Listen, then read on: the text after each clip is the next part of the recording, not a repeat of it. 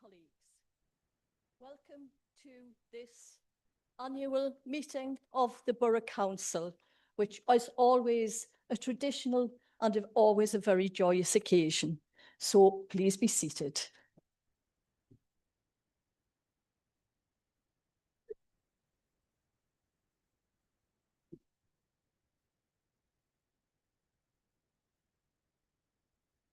Colleagues, I am required to inform you that this meeting is being recorded and live streamed. Welcome to those members of the public in the public gallery and those watching from home. Thank you. If any members of the public or press would like to record proceedings themselves, please ensure that this is done from the public gallery without interfering with the business of today's meeting.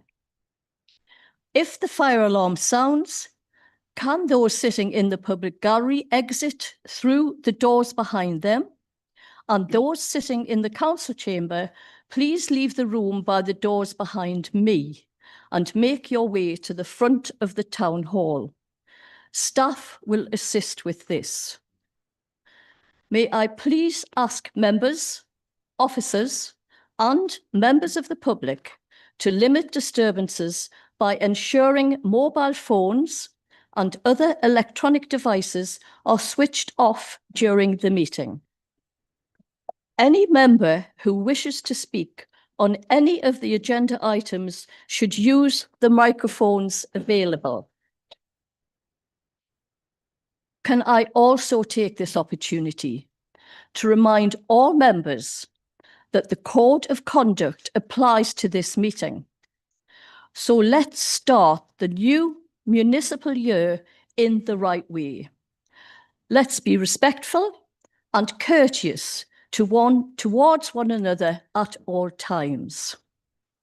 Members are also reminded that Borough Council today will only deal with business that is set out on the summons. If members wish to speak, please indicate this by raising your hand and wait to be invited to speak. All other councillors should remain silent whilst another member is speaking. Voting will be managed by the monitoring officer and democratic officers minuting the meeting.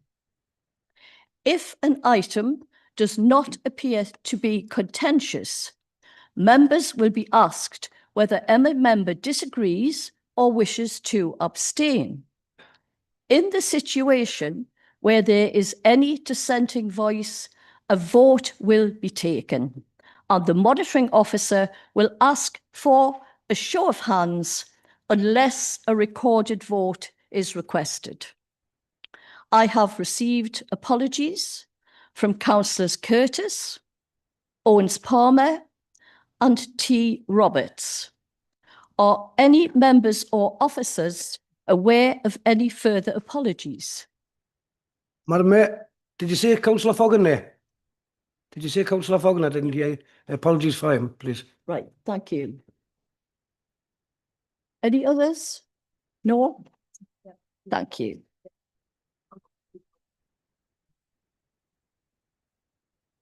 Councillor Keith Roberts, yes. The first, the first item of business is declarations of interest. Does any member wish to make any declarations before we move on to the next item of business? Colleagues, if you have a disclosable pecuniary interest in an item which prevents you from participating in the debate and any vote, you will need to leave the chamber during that item.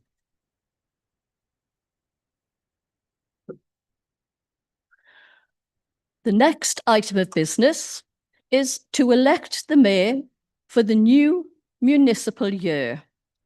Colleagues, can I now call for nominations for mayor for 2025-2026? Good evening, Madam Mayor. Could I nominate Councillor Jason Potts, please? Thank you, councillor. Is that seconded? Yes, Madam Mayor, that's seconded. Thank you. Thank you. Before I invite any other nominations, does any other member wish to speak in respect of the nomination for Councillor Potts to be mayor? Councillor McCabe? Probably go by phone. What you said, which is a change a bit on the rules. So I have to use this because I've got the statement prepared on here. All right. I'd like to nominate Councillor Jason Potts to the position of mayor for the municipal year 2025-2026. Jason will uphold the highest standards of civic life. He's been doing this as deputy mayor as well, and it requires a lot of hard work and commitment, which he's put in, which I know he's prepared to give in the following year. He's very, very deeply involved with his community and the community work, and he supports those with disabilities. And the thing about Jason, or Jay as we all know him, he'll give the 100% effort of his ability to perform that job. Very, very honest lad. Born, bred and schooled in, I'll put it the posh way, Jarrow. Instead of us lads in heaven who call it Jarrah, but never mind. Very well known for his dress sense, in particular the Hawaiian shirts, which will come in very useful, would think, in the summer parades and that kind of thing. Jay's been a councillor since July 2021, representing the Felgate and Hedworth ward. And during his time as ward councillor, he's demonstrated vast commitment to the borough and the residents he serves so well. He served on many committees, including chair of the Children and Young People's Safeguarding.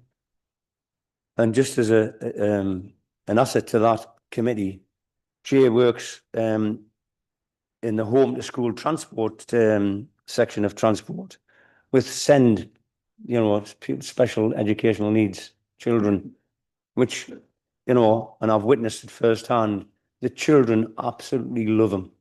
They see him and they want to cuddle him and grab his hands, and fantastic. He's always shown a strong commitment to public service, and I don't think his dedication and commitment has gone unnoticed.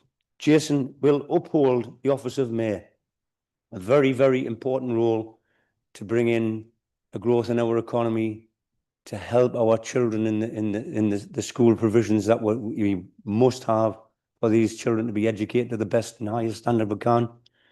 And I know that, Madam Mayor, I could go on a little bit, but as you can hear in my throat, I'm not going to be speaking very, very long tonight. And so I'll move Councillor Jason Potts. It's my privilege and honour to move a man who I think deserves this role, especially after his performance last year, assisting you as the mayor. Thank you. Thank you, councillor. Councillor Strike? Thank you, Madam Mayor. I'm just having a little chuckle because I think you've pinched me speech, John. So I'm just going to have to second that, Jay, because I think everything that John said, I had written down. You are a lovely man, and I think you will do the borough proud. You're always smart in appearance, and as John says, we know that you love your Hawaiian shirts and your dress. I don't think you mentioned Milo the dog and his love for animals, so I will mention that. But I think everything else has been covered by John, so I'd be happy to second that nomination. Okay, thank you. Thank you. Are there any other nominations? Yes, councillor Robertson? Yes? Thank you, Madam Mayor. I go back a long time, 40 year plus with Jason. I haven't got a problem with him as a person, but I cannot support this tonight for two reasons, and them two reasons are there's members, residents and supporters from the Felgate and Hedworth ward and Primrose ward that's contacted me and said, I hope you're not going to support a mayor who voted in favour of the houses on the Greenbelt, and I cannot let them people down. You know, I was against the houses on the Greenbelt, So I'm not going to let supporters down. When all comes to all, we're here representing them people, not ourselves.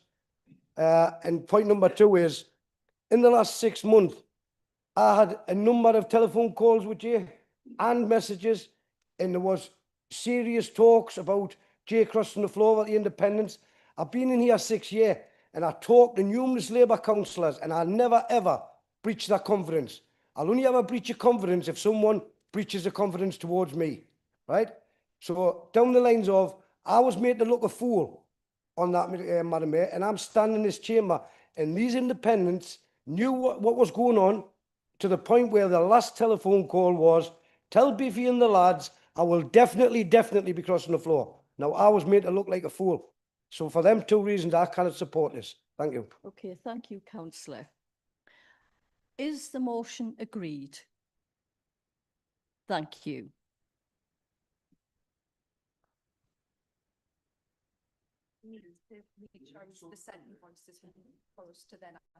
Right. So you are a dissenting voice, councillor Robertson? You are, and you would like a name vote? Have you got 5 people, please? Thank you. A name vote will be taken.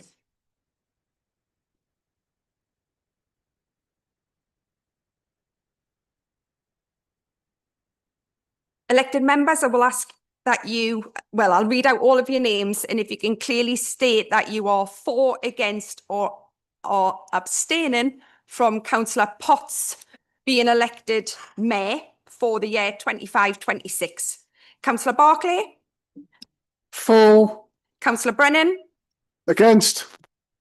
Councillor Brown?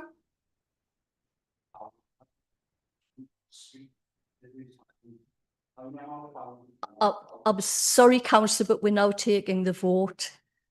Sorry about that, councillor Brown. Yeah. Councillor Carter? For. Councillor Clare? Councillor Coombs? Against. Councillor Davies?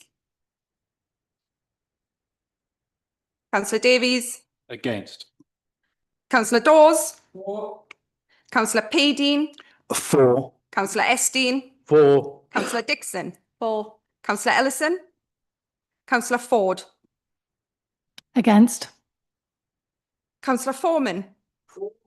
Councillor Francis? Abstain. Councillor Gibson? Councillor Guy? Councillor Ginn? Abstain. Councillor Hamilton? Yes. Councillor Harrison? Councillor Herbert? Councillor Keegan? Councillor Kennedy? Councillor Kilgour? Councillor Lamont? For. Councillor Leask? Councillor K. Maxwell? Councillor N. Maxwell? Councillor McCabe? Councillor McHugh? For. Councillor McKeown? Abstain. Councillor Melling? Councillor Myers? Councillor Oliver? Against. Councillor Porthouse? Councillor Potts? Oh, sorry. Yeah, no, I think you've got an interest. It is just a personal interest though, so you could technically vote if you would like to. Councillor Proudlock?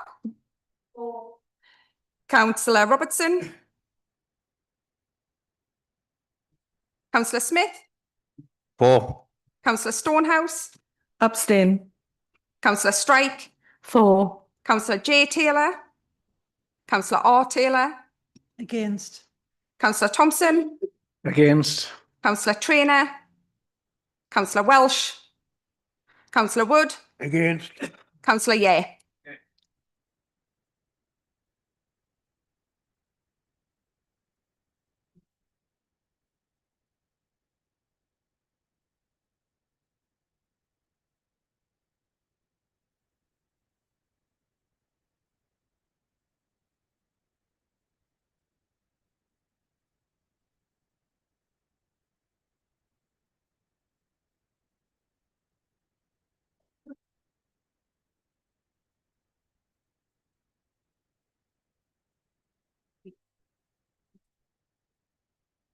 Does it? 28.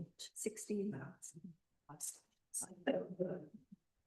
Colleagues, Councillor Potts has duly been elected as mayor by 28 votes for, 16 against, and 4 abstentions. Councillor Potts, can I be the first to congratulate you?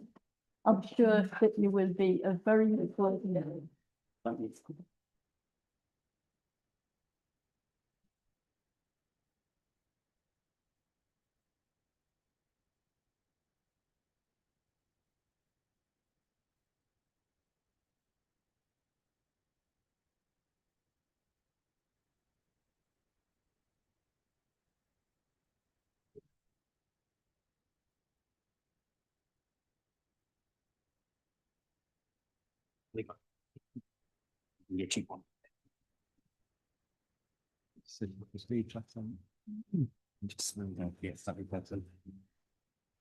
I, Jason John Potts, having been elected to the office of Mayor of South Tyneside Council, declare that I take the office upon myself to maturely and faithfully fulfil the duties of it according to the best of my judgment and ability.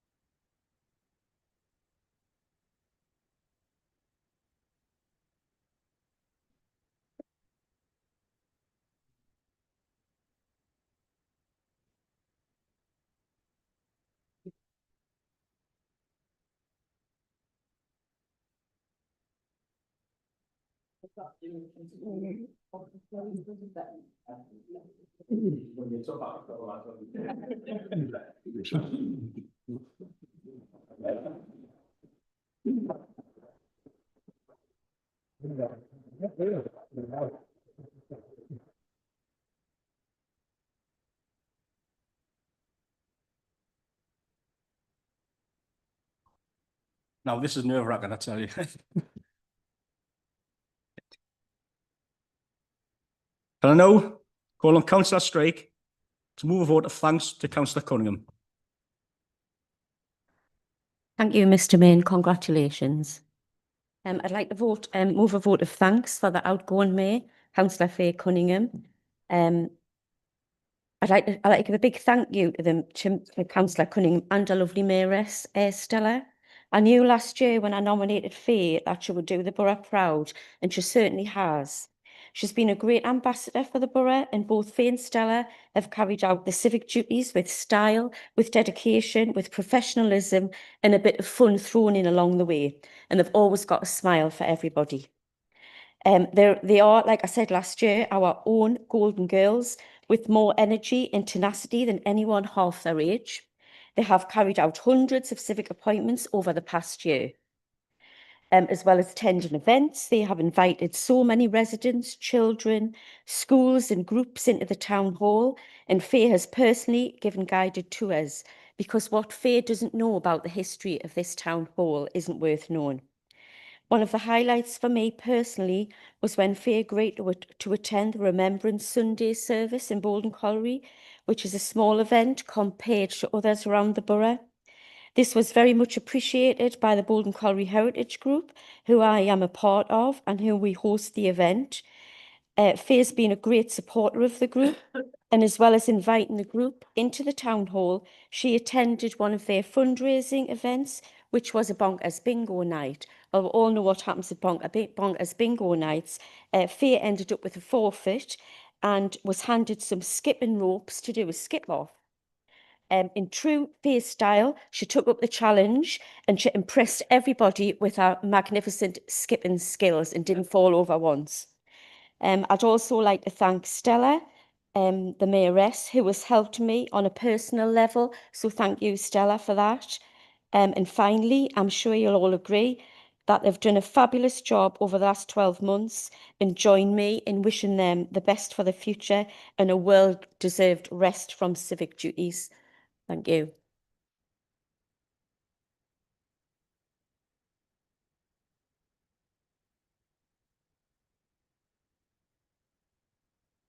Thanks, everyone.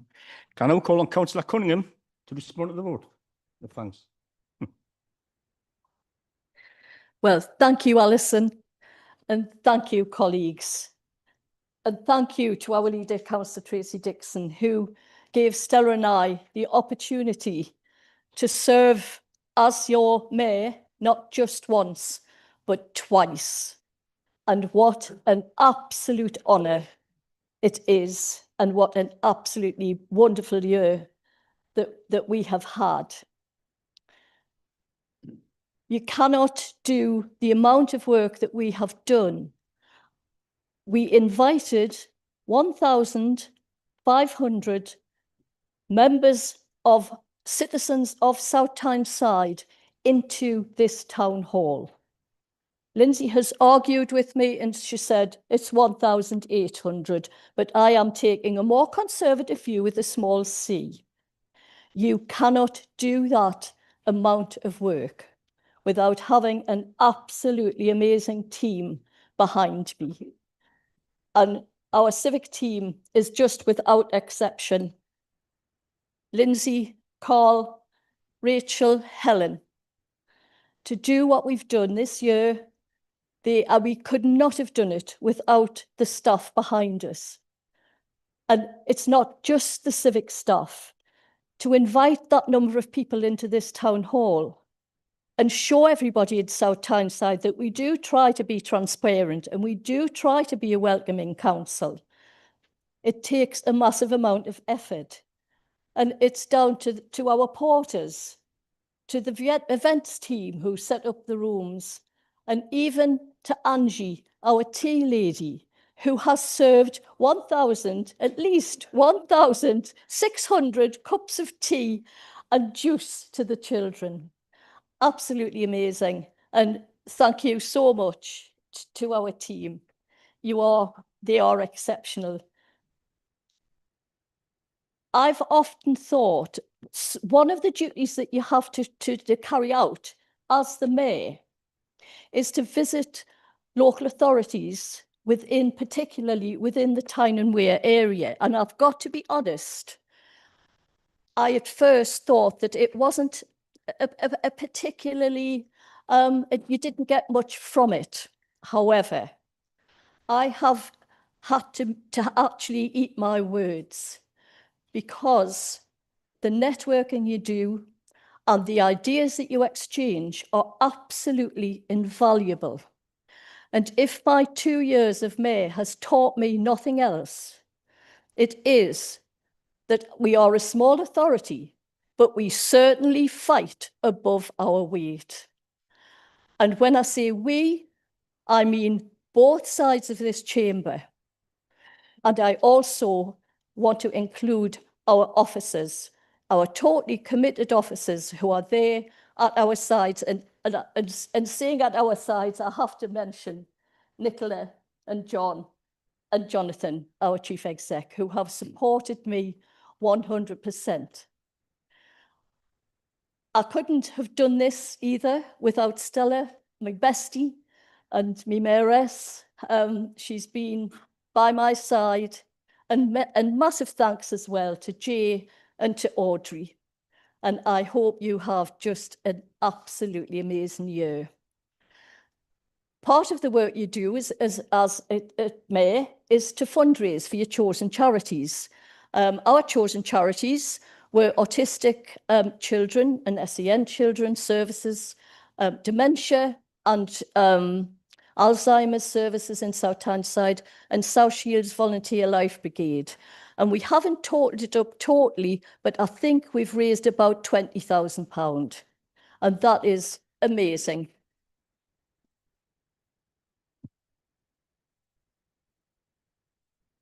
So colleagues, for every raffle ticket you've bought, every event you've attended, every copper you've put into the bucket, thank you from the bottom of our hearts. And just remains for me now to wish Jay and Audrey the very, very best of years, and to thank Tracy again for giving us this amazing opportunity, and to thank all of you on both sides of the chamber, because you all have supported Stella and I. So thank you so much.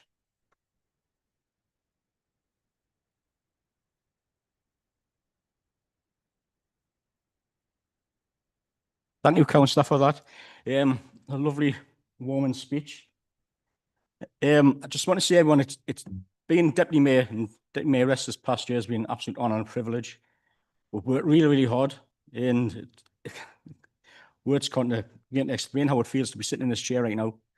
But I'd like to thank everyone for your support over the past year, officers, colleagues on both sides.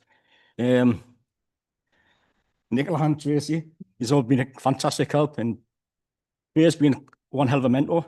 So I'd just like to say thank you to all, and let's have a good year. Thank you.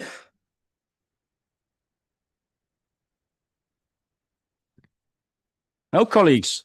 Sorry. Oh, sorry.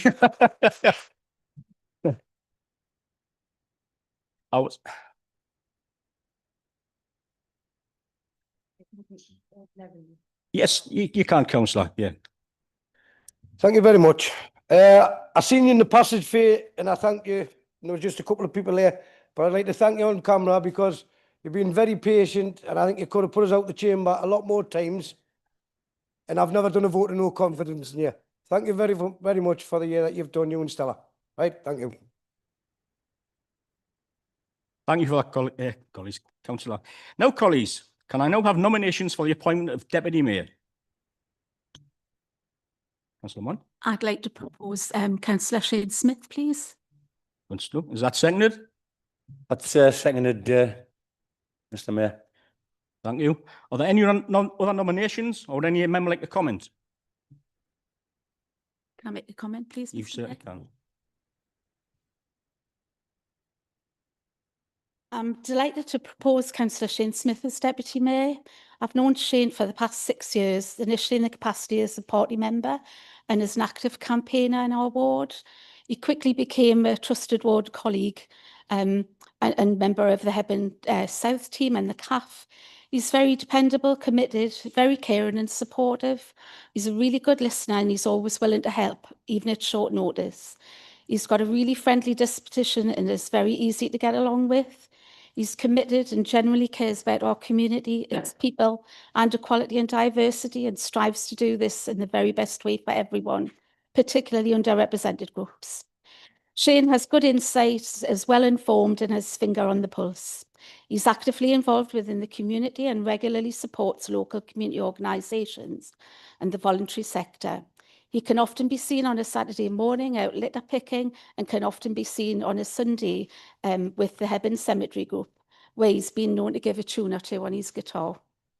He's always willing to join colleagues and contribute in fundraising events, and was recently nominated for an Ally Award for services to the LGBTQ+ community, notably for his contribution in organising the Hebburn Pride event last year. I have every confidence that Shane will be committed and will make an excellent Deputy Mayor, and I wish him all the very best. Thank you, Councillor. Is the motion agreed?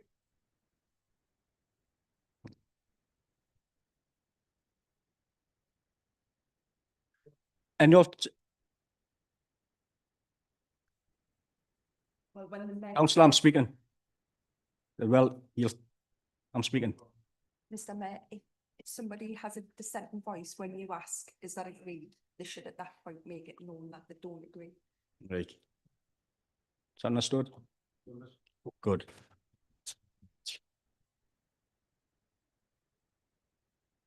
Can I ask Councillor Smith to step forward and make his declaration of acceptance of office? Thank you. Oh, well. Yes, well. Give me floor.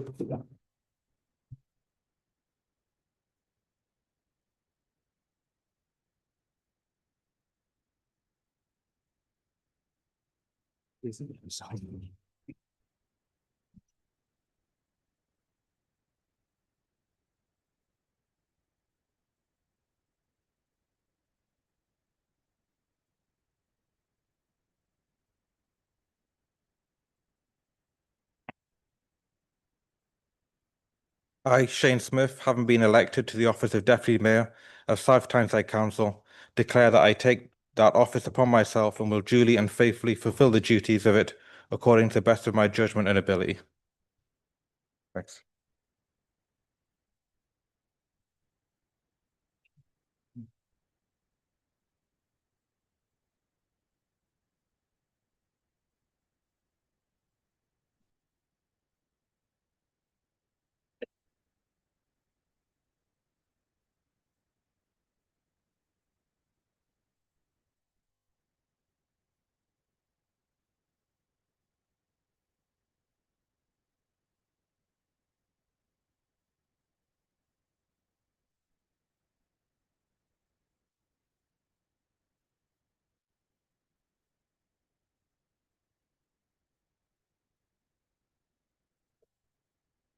Thank you, everyone.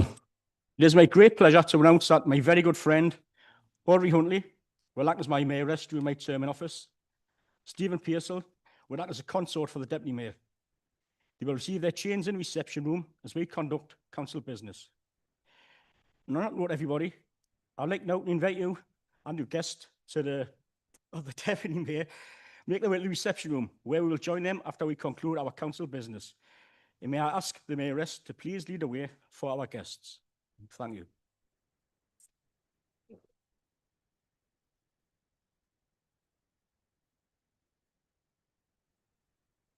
Oh, even now. Until I'm nervous. You bother.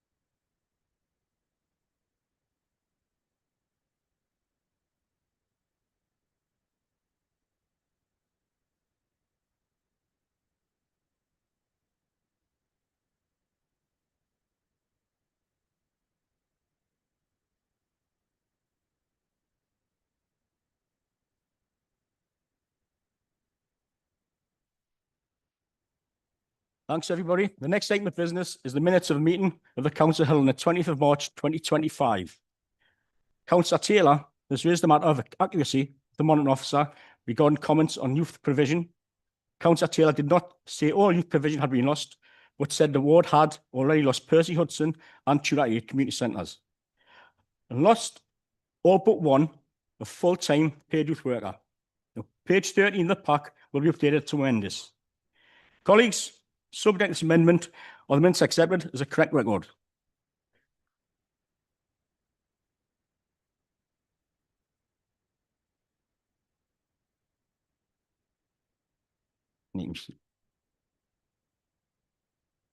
My communications, what I'd like to say is, we have got a great lineup for the summer festival. There's far too much to go through, and it's no point in going now. The next meeting, I will go through each individual and tell you exactly who we're going to have. But it's going to be good. It's going to, like last year, the years before, it's been fantastic. We've all had a good time. We've all raised a lot of money for the mayor's charities. We've got some good ones lined up this year, which you'll find out at a later date. But just thank you for all the support you've done. So we'll move on. Next item of business is to consider a report to review and update the council's constitution. I will ask Councillor Dixon, as chair of the Constitution Committee, to formally move the report. Councillor Dixon.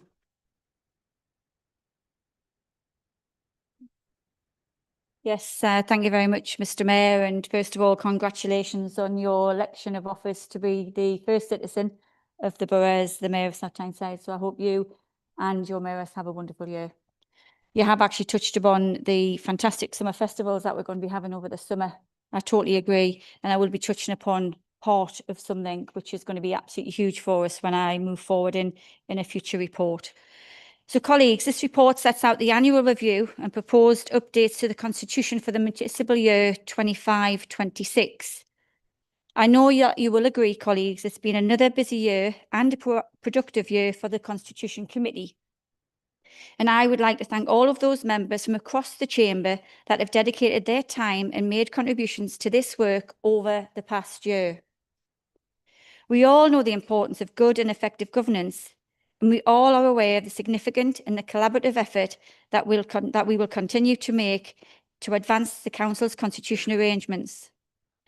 The Constitution Committee, a politically balanced committee with representatives from across the chamber, set out in the table in paragraph 10, working with the Council's monitoring officer, embarked upon yet another detailed review with a key focus on improving our arrangements and ways of working across our community area forums. Constitution Committee has met regularly over the course of the past year to share views, consider comments and feedback received from members, officers and members of the public, and have worked through opportunities to further develop and improve the constitutional arrangements for the Council. I think that you will agree, colleagues, this is evident from the detail within the report for your consideration today. And for ease, all of the key recommendations from the Constitution Committee are set out between paragraphs 19 and 75 of the report. As referenced just now, a notable recommendation which the Constitution Committee spent a lot of time considering is set out from paragraphs 27 to 43, our community area forums. We embarked upon some extensive work engagements which was focused on our community area forums, and I would personally like to thank Emma Leggett, our Community Engagement Officer, for the work done with regards to this, and all residents, members and other stakeholders who contributed to the our CAF conversation exercise. Our recommendations seek to update our CAF operating model against the insights gathered and key themes identified from the engagement activity. Further recommendations to strengthen articles of the Constitution, particularly around community area forums and standards committees, including some specific time frameworks in responding to complaints. So many of the recommendations are as a direct response to the feedback received from residents and will ensure key improvements, which you will see set out in paragraphs 42, A to R. I would ask that you support the recommendations, colleagues, to make every effort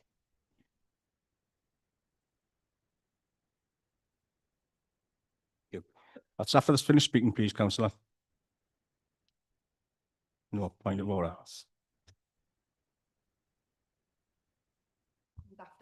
It's only a point of order that comes. Yes, when- councillor. Okay.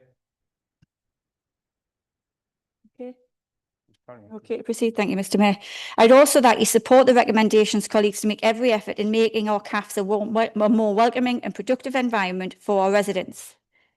It is recommended that in Part C of the Constitution, that sets out which parts of the councils are responsible for carrying out particular functions, is brought up to date, and a proposed change to the limits of officers exercising delegated powers to let contracts and acquire and disposal of interested land, following a detailed discussion with the Constitution Committee, whilst ensuring high levels of scrutiny and accountability. Our codes and protocols are to be updated in Part E to provide greater support and information to elected members where possible, and the rules of procedure are recommended to change as a result of member feedback, specifically around motions to council, so that motions are allocated fairly and proportionally to each political group, in the hope that this improves our way of working. Whilst not discussed with the Constitution Committee members, many members have raised with me concerns about the proposed changes to the limits for officers exercising delegated powers to £500,000 from £350,000. Constitution Committee discussed and agreed that due to the impact of inflation, timelessness and the transfer of the housing services back to the council, a change would be beneficial. However, and I hope colleagues of the Constitution Committee support me in this, I would like to propose a change to the recommendation in order to keep the threshold at £350,000. Please be in no doubt, colleagues, that this has nothing to do with any concerns of officer scrutiny or accountability. The Constitution Committee is the guardian of the Council's constitution, and whilst members of the committee may not always agree, we take this responsibility very seriously. It is only after a robust and methodical exercise over many months that I present this report to you today. Colleagues, on behalf of the Constitution Committee, and I would urge you to agree that changes moved and proposed with the removal of the threshold increase. And I ask you approve the update constitution as provided for you at Appendices 4. Thank you, Mr Mayor. Thank you, councillor. Councillor Robertson. Thank you. So it is a point of order, and this potentially could be the most serious point of order that's ever been raised in this chamber, because as you'll have all seen on the papers, this is massive changes to this constitution. Absolutely massive, right? And I'm asking you both sides to please listen to what I'm saying. Councillor, do you want to stick to the rules, please? It's a point of order about what's... I've got the rules. I've procedure. got it in front of us. Sorry? I've got it in front of us, yeah. Right? So... What's your point of order? Right. The point of order that the procedure hasn't been followed. Page 562 of the document say, the Constitution of the Council describes the way in which Council conducts its business, how it operates and how decisions are made. It contains not only the articles of the Constitution, but also the various rules and procedures. So... Councillor, what rule do you think has Yes, been the followed? Constitution... No, what rule do you think hasn't been followed? Sorry? What rule do you think hasn't been followed? Page 696 of the documents, please, if you'll have a look, because it's really serious, what I'm going to point out here. John, councillor, just say what the rule is. Right. Sorry. Right. Paragraph number 17.3 and 17.4, page 696. And this is a rule that we should be following tonight. And I might get overruled because you've got the numbers, but what I'm going to say here is on camera, and it will come back. Well, that's an ombudsman or what have you. You've got to, you cannot have this constitution, use it, then not use it, use it, then not use it. So tonight, this... Repeat the rule, please, John. Sorry? Repeat the rule, number. Article, page 696, paragraph 17.3 and 17.4. So we are now doing Article 8, which is the changes, the massive changes to the Constitution this evening. Adopted. He needs to... I'm going to read them out now. I'll give you the page, and now I'm going to go through the paragraphs. Mr Mayor, the rule is that if you've got a query, you've got to say what council procedure rule hasn't been followed and why, like pretty snappy. Right, Yes, pretty, John. I'll do it pretty Don't say you snappily. can't drag this out. Just get to the point. I'm not dragging it out. Just get to the point, please. Right, get to the point. Paragraph 17.4 says significant changes to the Constitution will only be approved by full council on consideration of a report from the Chief Executive, haven't consulted the Constitution Committee and the monitoring officer. If everybody looks at the covering report for item 8, this report that you have all got in front of you tonight is provided by the monitoring officer. The Chief Executive has not provided a report as stated in the Constitution. The monitoring officer is allowed at 17.3 to do minor revisions and amendments. It's only the Chief Executive's report that can do what all of this meeting is about tonight. And if we go with it, we're not following the Constitution. It's got to be the Chief Executive's report. And we haven't got a report yet tonight of the Chief Executive. As I say, you've got the numbers, and you can do it as you do on camera, but it will come back. Summons for the meeting comes from the Chief Executive with all of the reports attached to them. And therefore, we've seen all the reports. Seen, yeah. So I thought, our person don't know that. But it was. Can I make a final point and sit down? You can, councillor, yeah. Thank you very much. So what it says in them 17.3 and 17.4, because I've had to look at it with a magnifying glass on purpose. And what it says is 17.3 is the minor revisions and amendments that the monitoring officer has got the power to do. But 17.4, it says the word significant, right? Significant changes. So if you then look at page 35 of our documents tonight, our bundle, right? Paragraph 18, the most significant proposals. So the paragraph says significant. Mr. Menno is disputing that they're not significant proposals. I think with respect to members is arguing with himself on that point. Yeah, I'd like to finish it up now, please, councillor, and sit down. So And the answer that Yep. provided in the what's that? Sorry, councillor.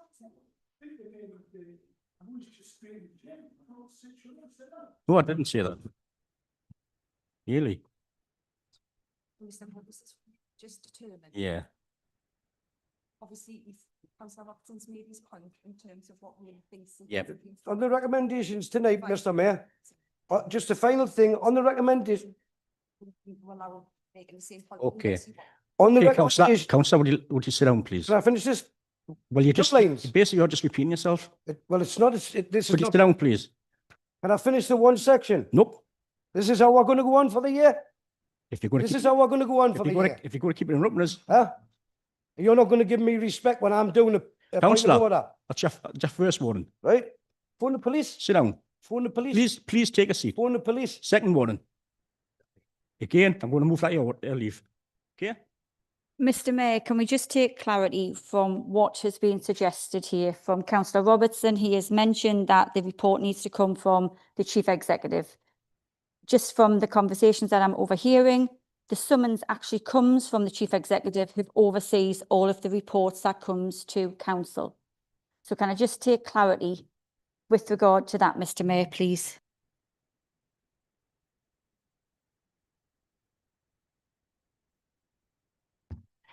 No. Can report be seconded, please? Thank you. Any members have any questions, or does any member wish to speak to report or move an amendment? Yes, councillor. Thank you, Mr. Mayor. Congratulations on your election. And thank you, Councillor Dixon, for the report. I just want to highlight two particular points of concern that I know some of the members might want to speak on. Specifically changes to Part C, Section 2, Provision 13 on planning, and Part F, Provision 7.3b on rail travel. I would welcome some comments. With regards to planning change, could Councillor Dixon please elaborate on the discussion that took place within the Constitution Committee and why they felt such a contentious area does not warrant oversight from the elected membership? I'd also welcome any comments from members of the Planning Committee, given recent issues with definitive map modification orders. And with the change to rail travel, could Councillor Dixon please explain why the following statements were removed from the Constitution in this draft? Firstly, that members will not normally travel standard. And secondly, that first-class travel is not an automatic right and will never be appropriate for short journeys. There must be real justification as to why a councillor would ever travel first class. I personally can't see a single reason why such travel on public funds should be used, which is fundamentally a form of luxury transport, without clear and justified circumstances. And particularly given that in this very chamber, only a few short weeks ago, we debated our incredibly tight budget with the impact on the borough's hungry children and most vulnerable. So I find it quite disturbing, the suggestion that members would be travelling in luxury. With this in mind, I would also ask Councillor Dixon to withdraw the proposed changes from these sections, as you've done tonight with the levels of delegated authority. Thank you, Mr. Mayor. Okay, yes, thank you, Councillor. Yeah. With regard to the proposal with regard to the DMMO, that was debated at length with regard to the suggestion. It was debated. We do have a member who actually sits on the Constitution who does actually sit on the Planning Committee as well.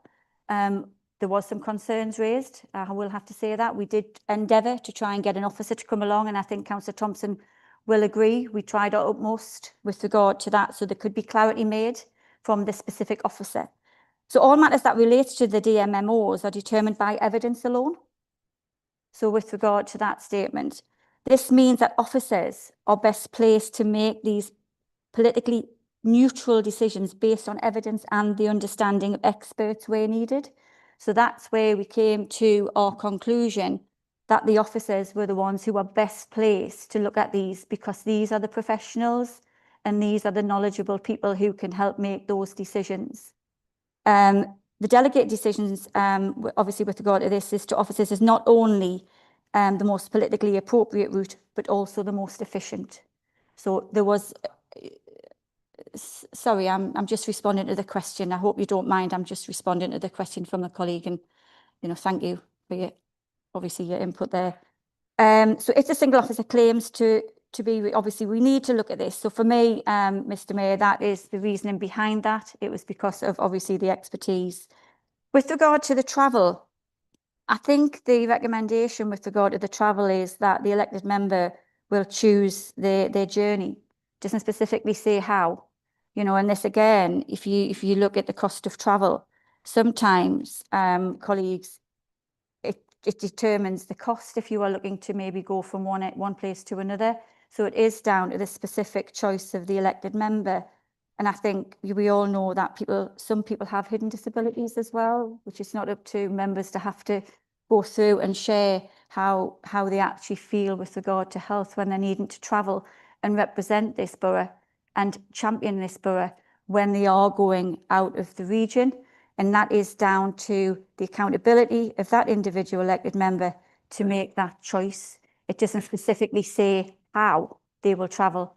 It is the member will choose their choice of travel. It does not specifically say first class travel. It is specifically the choice of that elected member to choose their way of travel. That is all, Mr. Mayor. Thank you, Councillor. Councillor, yeah? Okay. Councillor Robertson? The rule that has been followed in the Constitution is page 188, paragraph 15.2 down to 15.3. Should have been done. Thank you. Thank you, Councillor. Councillor Thompson? Hope this microphone is good now. 188 to the October 24 Constitution. 188. The Constitution itself, not the bundle. Okay, so can you just say it on there? Sure, it's a procedure. Just so I can find, because I haven't got the format version here. Right. So what it states is once the leader, chairperson, vice person or other councillor has moved that the report is received, the mayor will call out each page of the report in turn, and any member can do the following. Yeah, so the mayor needs to call out each page of the report. Is that right? Well, Nicola just says 15.3 on page 188. Thank you. Thank you.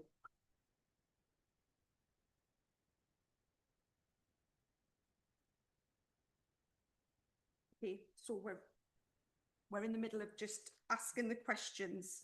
So I suppose what he's asking you to do is take each page of the report in turn and asking if the questions can only relate to each individual page as you walk through it, Mr. Mayor. Thank you. Happy with that answer, Councillor? So that's what he's wanting you to do now. Right. Councillor Thompson. Thank you, Mr. Mayor, and congratulations on being elected tonight. And thank you for the report, Councillor Dixon. Clearly very sensitive things tonight on this report. But undoubtedly, there's been some good work, good cross-party work with this year's review of the Constitution. In particular, the in-depth, I know Councillor Dixon's covered it, the in-depth look at the Council's community area forums. This included a lot of contributions from the public, partner organisations, elected members. This is appreciated. The agreed CAF recommendations will hopefully enhance and improve our CAFs with an emphasis on prioritising our residents and our communities. Again, great work, and I'd like to thank everybody involved. Moving to motions, also touched on by Councillor Dixon. Motions on notice, again, some good cross-party work. This recognises that no longer are motions all about the Labour group in respect of accessibility to the 4-motion quota at full council. We didn't land where I would have liked us to have landed, but we agreed and we made an improvement. I want to use the example. The Labour group currently have a councillor suspended, now technically sitting as an independent. We also have 3 other councillors in the chamber who aren't affiliated to any political group. We don't have anything to cater for that particular instance, but we could have. So I know we're going to review this in time, that was agreed, but there's more work needed in this area. And then I'm going to have to juggle this up. So onto the changes to the procurement procedure rules. I'll say what I was going to say. These changes caused a lot of concern, to say the least. And this is specifically raising that cabinet approval threshold level from 350 to 500,000. A lot of members on this side of the chamber had real concerns here, and I appreciate that. I understand primarily why it came in front of Constitution. As Councillor Dixon mentioned, inflation, housing services coming back in-house, and the pressures on Cabinet with the contracts, which now jump from South Tyneside homes into the Cabinet. So I understand it, but I think it's been answered, my concern. Yes, Councillor. Thank you. Just a point of information, I have asked for that to be withdrawn. Yes, Councillor I know. Thompson. I was just Yeah, going to say, sorry. this is what I was going to say, so, but that was my position. So I'll jump to, lastly, I wanted to mention the changes with the definitive map modification orders. That was something touched on I was not comfortable with, still not comfortable with, and in the light of what's happened with the Market Dock pathway, big shout out to the campaign group, I'm glad I could not support that. This is a real concern to an awful lot of people. And to take that out of the hands of Cabinet or out of the hands of elected members was something I could not agree with. Thank you, Mr. Mayor. Thank you, Councillor. Councillor Robertson raised is obviously comments can be made on the report. Yeah. But I think he specifically wants you to read out each page number of the report and ask members if they've got any questions on that particular page. So I don't know if you want to just keep taking comments. Look, carry on taking the comments because we've got a few names down. Questions Yeah. per page. Councillor Davies? Thank you, Mr. Mayor. I welcome the comments on paragraph 7.3 by Councillor Yare and would hope that we return to the original language, and I would move that amendment in this place. I think with all that as Councillor Dixon has said in reply, the conditions remain the same in terms of hidden disability. The fact that a councillor in those circumstances is able to contact member support on that one occasion and get that allowance put through. I think that's entirely acceptable. But the language that I as a relatively, young, fit, healthy councillor could still choose to travel first class if I so wish, because I get a bacon sandwich on an LNER and a little bit more legroom because I want to be more comfortable on my train journey. The personal responsibility, I don't think, should remain with councillors. It should remain that that is the rule. When you're working for an organisation, you operate within a framework. You don't have that delegated responsibility. And I think it's fair that we set down the rules for ourselves. On the procurement changes, on balance, I was in favour of the increase, partly because it was below, adjusted for inflation, what we previously had. And cabinet member time is tight. Looking across this place, most members are not of full-time working time in terms of their career progression. For cabinet members that were coming to this place that would be balancing a career alongside being a councillor, the additional pressure of having to scrutinise those reports and make a decision will make it slower and more expensive for the council. And so on balance, moving it to an officer with that scrutiny and oversight remaining in place, with then the control that an employee has and someone that we're paid to make a decision up to that level, is entirely appropriate. It's there across the country on the level of that order, and it remains, on balance, a relatively sensible provision to balance our time. But yes, with your grace, Madam Mayor, Mr. Mayor, sorry. Thank you. Old habits die hard. It's been a long time that we move the amendment of the original language to Part F 7.3. Thank you, Councillor. No, Councillor Brennan. Thank you, Mr. Mayor, and congratulations on your appointment as Mayor. Sorry, I'll stick my glasses on. I'm having a bit of trouble here. There is a few reasons why I can't vote through these changes in the Constitution. Changes that I'm not happy about and don't agree with. I know you've already raised the point of the threshold of the £600,000, and you've agreed not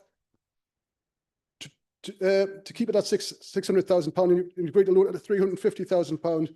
But this is no small sum of money, basically, and it made no sense to me in a council that's much in debt as ours.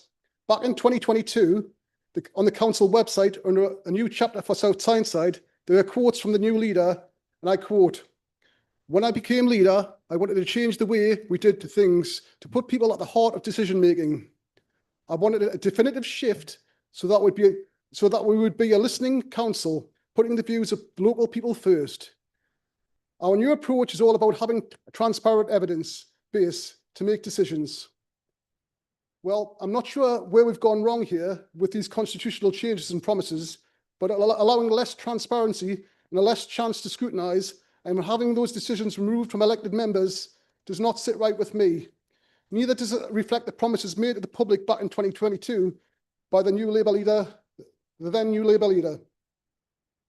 Given the dire financial situation this council finds itself in, I believe the council should be micromanaging those financial decisions and counting every penny, not making up excuses that have taken too much time during cabinet meetings. And I understand and appreciate that you've rolled back on them promises for £600,000 to £300,000 and £350,000, and I welcome that you've done that. But I'm not happy about the removal of powers and decisions from elected members on deciding rights of way and handing them decisions over to officers.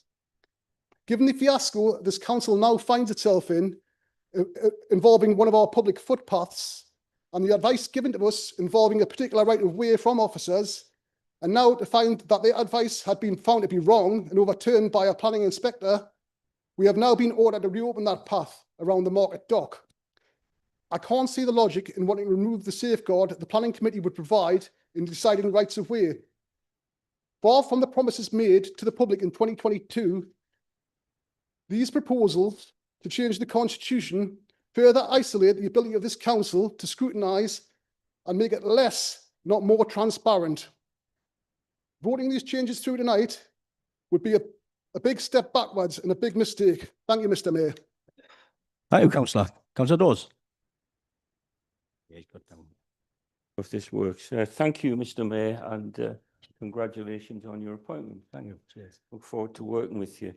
So, fellow members, members of the public, I'd just like to comment on one or two things that I've heard this evening. I'd just like to reflect and follow on from my colleague, Councillor Davies, about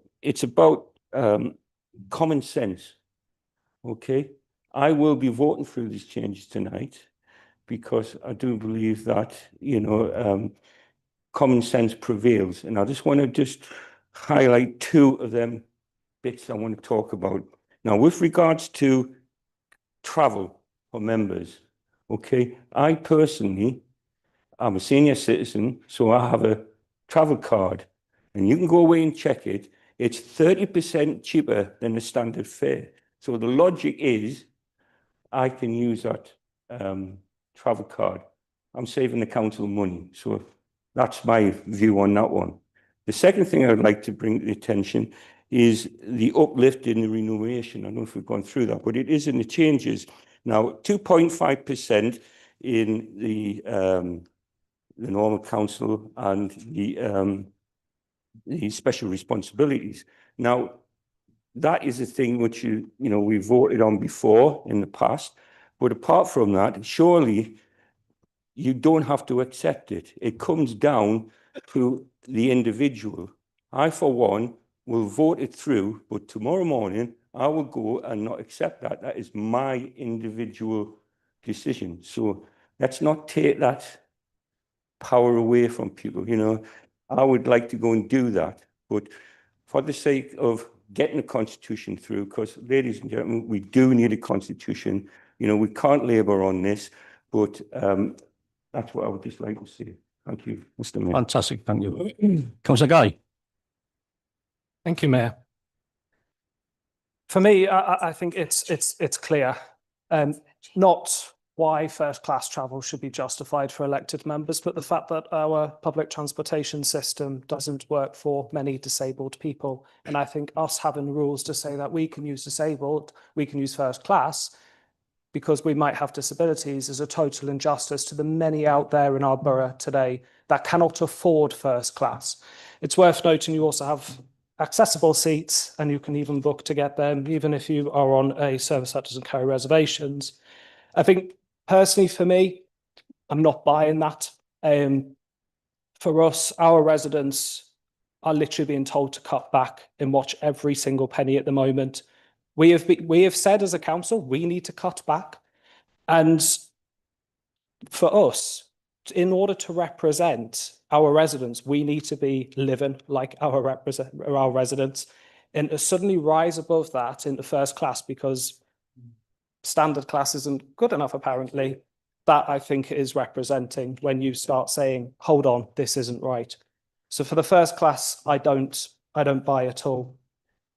The other thing I want to discuss is the DMMOs, and as my colleague, Councillor Brennan, has already spoken about in terms of the decision made by the professionals, I just want to pull that comment apart. Then professionals still make that same decision, Councillor Dixon. They make a recommendation to committee where in public that recommendation is properly examined. At the end of the day, decisions, especially contentious ones, should be made in front of the public, especially if it's about their front, their back of their property. For both sides, it should all be out in open so people can understand why we've come to them decisions. I find it very, very hard to believe that you opened this by saying that we're increasing transparency when we're literally pulling it behind a closed door, kicking and screaming. Under that basis, I would like to move a procedure, Part C, Section 2, Provision 13, under the Council's existing constitution, to propose an amendment to roll back the first class travel and DMMOs. Understand that there's already been a first one for first class, and I would like both first class and DMMO's constitutional changes rolled back to how they were. 1 minute left, councillor. That needs to go back. I'm assuming I'll need a seconder, so I will hope someone remembers. Thank you. Third, I'm just going to pull this up very quickly. The Constitution Committee, I completely appreciate the rationale and reasons behind why they've increased it from £350,000, including VAT, to £600,000 with VAT or 500 without VAT. However, despite hearing apparently lots of consultations to members, to other committees, to members of the public has happened, I've not seen any of that. None of the residents have seen that or what's been reported to me. And I'd also like to know why the audit committee was not consulted when we were adjusting the financial guardrails of this local authority. Thank you. Thank you, councillor. So councillor Robertson asked that questions be taken individual. That's not a question for now. Okay. Councillor Taylor. Rachel. You raise your hand. Oh, sorry. No, councillor Jin. Thank you. My point isn't with regards to an amendment, it's just a point I would like to make. And whereas I agree that while South Tyneside Council should use the civic car, while employees should use the civic car, when it is the cheapest form of travel, then I think that civic car should be used. However, I'm aware that many other authorities no longer have a civic car or chauffeur, and in this climate of austerity and poverty, I believe that South Tyneside maybe should consider losing that car, and maybe that might be reflected in a future constitution. Thank you. Thank you, councillor. Councillor Robertson. Okay. Councillor Kennedy. Thank you, Mr. Mayor, and congratulations on your appointment. I'd just like to reiterate some of the points made, especially on the first class travel. Our residents, a lot of them, we're living in a deprived area now, one of the most deprived areas in the country, where people are struggling to clothe the kids, they're struggling to get the kids to school, you know, the cost of living, fuel, everything. Yet we find it's okay to turn around and say, well, let's travel first class. I believe in true representation. And if we're going to represent our residents, then we have to accept some of the positions that we've put them in. Rises in council tax, rents. You know, it just doesn't sit right with me that we can then turn around and say, well, let's all jump on a first class train. You know, where does it end? Do we decide that we can hop off down to London and book a flight and go first class on that? Whether there's real cards involved or not, that's a personal thing between a councillor and what he's entitled to. But I certainly don't think we should be rubbing the noses of our residents in it by loading it up and taking whatever you get free. You know, we all know trains, you'll get free food, free alcohol. Comes back to that again, you know. Don't think it's appropriate, don't think it's right. On the grounds of the DMMO, I recall being part of that planning process, and at some point we got called into what was dressed up as a meeting. Turned out to be a training session whereby the officers, and no disrespect to the officers, they were doing what they thought was right, but those officers turned around and says, we need trained in DMMOs, and they insisted that we should make decisions in planning based on what they said. So, you know, it wasn't so much as a training session, it was an information session where we were told, this is what you should be doing.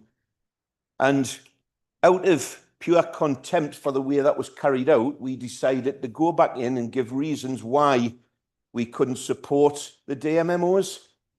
Now, it got railroaded through, and we find ourselves in a position now where it's been called back in and told that the decisions that were made were wrong. Now, these were decisions made by officers. And again, I'll reiterate, what we're doing now is just hiding things. We're going back to being unopen, untransparent, and allowing things to be pushed through under the carpet. These things need to be out in the open. You know, what's going to happen next? We decide that we do the same thing with green spaces and one thing or another. It's just not right. We need these things to come to planning. We need to be open. We need to be honest, and we need our residents to be seeing that. And what's gone on in the press in the last few days, yes, it could be open to appeal, but decisions were made that were wrong. And we can't sit by and allow these decisions to be taken away from us. And they need to be kept in the open where it can be seen. Now, I've noticed there was also a calling on public petitions not being allowed to come to full council. I don't know whether that's an old rule or not, but if it is, again, it's, well, I'm just making it aware. It's on something that I read. If it is there, I think that's morally wrong as well. But, you know, thank you, Mayor. Thanks for your comments. Point of information. Thank you, Mr. Mayor. There are positive changes to petitions in this borough for residents. The changes to petitions for full borough are unchanged. Petitions are now able to be given to caps. That is the change in the constitution. Yeah, thanks for your comments, Councillor. Councillor Gibson. Congratulations, Mr. Mayor, on your appointment as Mayor South Tyneside today. I just wanted to point out Planning Committee, Constitution Committee considerations under the DMMO. What the ruling would be, once a process is made, it must be advertised for 6 weeks on site. It should be advertised in the Shields Gazette under the public notice. Advertisements to the landowner, statutory consultees, such as ramblers, utility companies, and other interested parties. If any objections are received that are not withdrawn, the council would send the order to the planning inspectorate to determine it. Therefore, it still allows an independent determination of this order. If any objections are received and not withdrawn, the order will be confirmed. The confirmation of the order will be advertised again for a further 6 weeks. The confirmation can be challenged in the High Court on a point of law. And that's what I would like to point out. Thank you. Thank you, Councillor. Councillor Brown. Thank you, Mr. Mayor. Congratulations on your appointment. I thought Councillor Robertson spoke with candour earlier on, and he said what he had to say.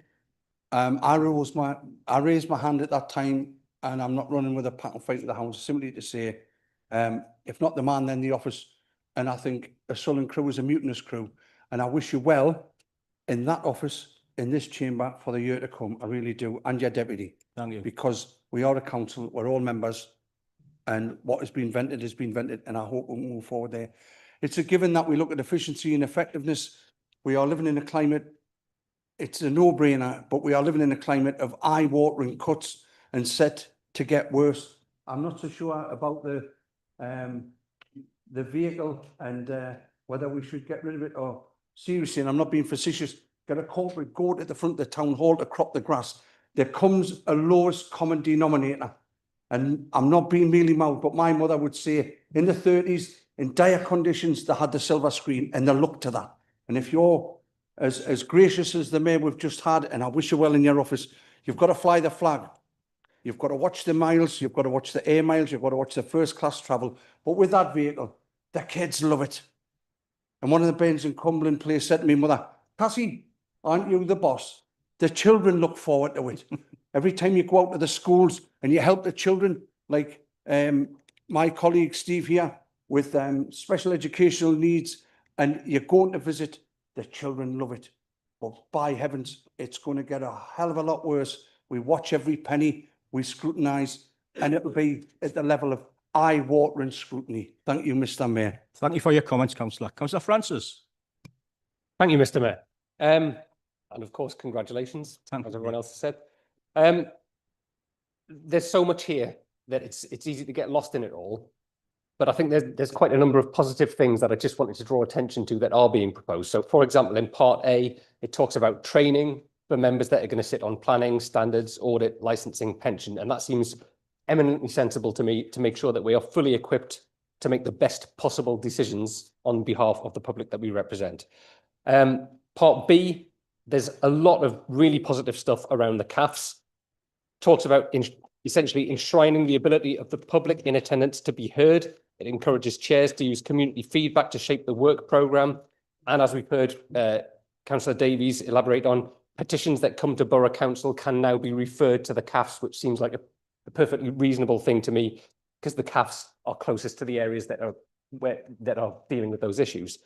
And I fully support the work done to mitigate against, and I quote, CAFs being used as a political opportunity rather than a community opportunity. CAFs should be a public forum for residents rather than becoming subject to perhaps inconsistent quality of chairing, overly time-consuming reports, or the meeting being used for political purposes rather than community benefit. And I wouldn't want to lose those positive steps. Part D talks about motions on notice, and the idea of allocating at least one motion per political group, to me, solves a genuine problem, which some have said in the past has limited the voice of opposition. Some might feel that motions that didn't need to be motions have been submitted to act as blocks from motions from others, with the opposition groups losing out. So that's a welcome step to me, definitely. Paragraph 62 of the report talks about concern being raised about showing respect for the position and dignity of the mayor. And I just would like to say, I think that's something that perhaps has been lacking in recent years in all kinds of ways, more significant than whether someone stood up or not. Part E, and there's a note in the report, paragraph 70 of the report, says the council has asked to note that trade union representatives have asked for a meeting with group leaders and deputies to discuss member and officer relations. And again, I would welcome that. I think it's important that all employees of this council enjoy a positive working environment, feel safe and supported and empowered and trusted to do their work and serve the residents to the best of their ability. Sadly, that then brings me to part F. And as others have said, I have serious concerns about the first-class travel, and I agree with the two people now that have attempted to submit amendments on that. And the other, Councillor. Yeah, the other thing that hasn't come up yet, I don't think, is alcohol, use of alcohol, and alcohol being enjoyed for hospitality purposes on the public purse. I would struggle to support that too. And then we've heard mention of allowances, but there's also the issue of the number of SRAs and the size of the SRAs that I know is not in line maybe with other councils. So I think that should be looked at again in the coming year. But I would be very keen to hear the amendments actually taken and voted on. Thank you. Thank you, Councillor. Councillor Hampton. Thank you, Mr. Main. Congratulations on your appointment. A lot of what I wanted to say has already been said tonight, so I'm not going to go through it again. But just a couple of points what I want to raise. You may say that the Constitution Committee is politically balanced, but that balance always favours the Labour Party. It appears that whatever issues are raised for investigation by other political parties, the Constitution Committee is politically biased by the very fact we are currently outnumbered by the party opposite. So no matter what issues are raised, we will always be voted down. It appears to me that these changes are being minimised to get through unopposed. Much praise made about members' code of conduct and the steps taken to get a satisfactory solution for both parties, ranging from mediation, informal discussions, timescales, and most important of all, solving the problem should be a two-way process. Unfortunately, this doesn't always happen, as you have one particular case where the complainant's grievance was escalated to an outside solicitor within 3 working days, bringing with it a huge cost to the authority, which in the present climate it can ill afford. The elected member in the firing line continues his efforts to uncover misdemeanours, which makes him a target for all kinds of spurious allegations. The idea of a constitution is that it works for all parties across the board. It is clear that currently the constitution is being manipulated to suit particular bodies. Thank you, Mr. Thank Mayor. you, Councillor. We're going to close the report now. Sorry for that. Oh, Councillor Stringer, missed you, sorry. Thank you, Mr. Mayor. Just a comment. Hi, Sue.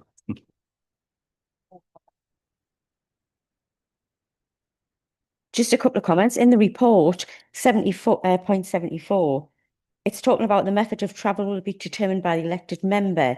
Doesn't mention first class, according to the specific requirement of the elected member. Can I just point out that in the past, well before my time, it was often when if councillors had to go to any business right down the country, it was actually cheaper to fly than go on the train. And at some point, the council was stopping people from doing that, and it was a cheaper option. So by allowing the member to actually choose if they've got to go on council business anyway, how they travel, but I'm not saying to go first class at all, and that would be down to the individual member. And I would hope, personally, I wouldn't choose to go first class, and I would hope that every member with a conscience wouldn't go first class, but you have got that option to help anybody out who maybe has got a disability and needs to go to travel first class because they're unable or the facility isn't available in the standard class. And the second one is regarding just what councillor's just been mentioned there about politically balanced, the Constitution Committee. Hand on heart, the opposition on the Constitution Committee, do you attend all of the meetings to have the input, or do we wait until we come to full council to then have a go and say you don't agree with everything? Thank you.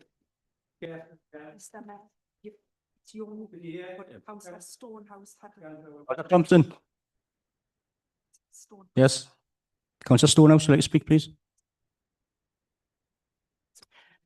Thank you very much, and congratulations on the appointment. Most of what I was going to say has been said. So just one thing about the CAF. I was actually on part of the working group, and there's been a lot of time and effort put into this, and congratulations to all my colleagues.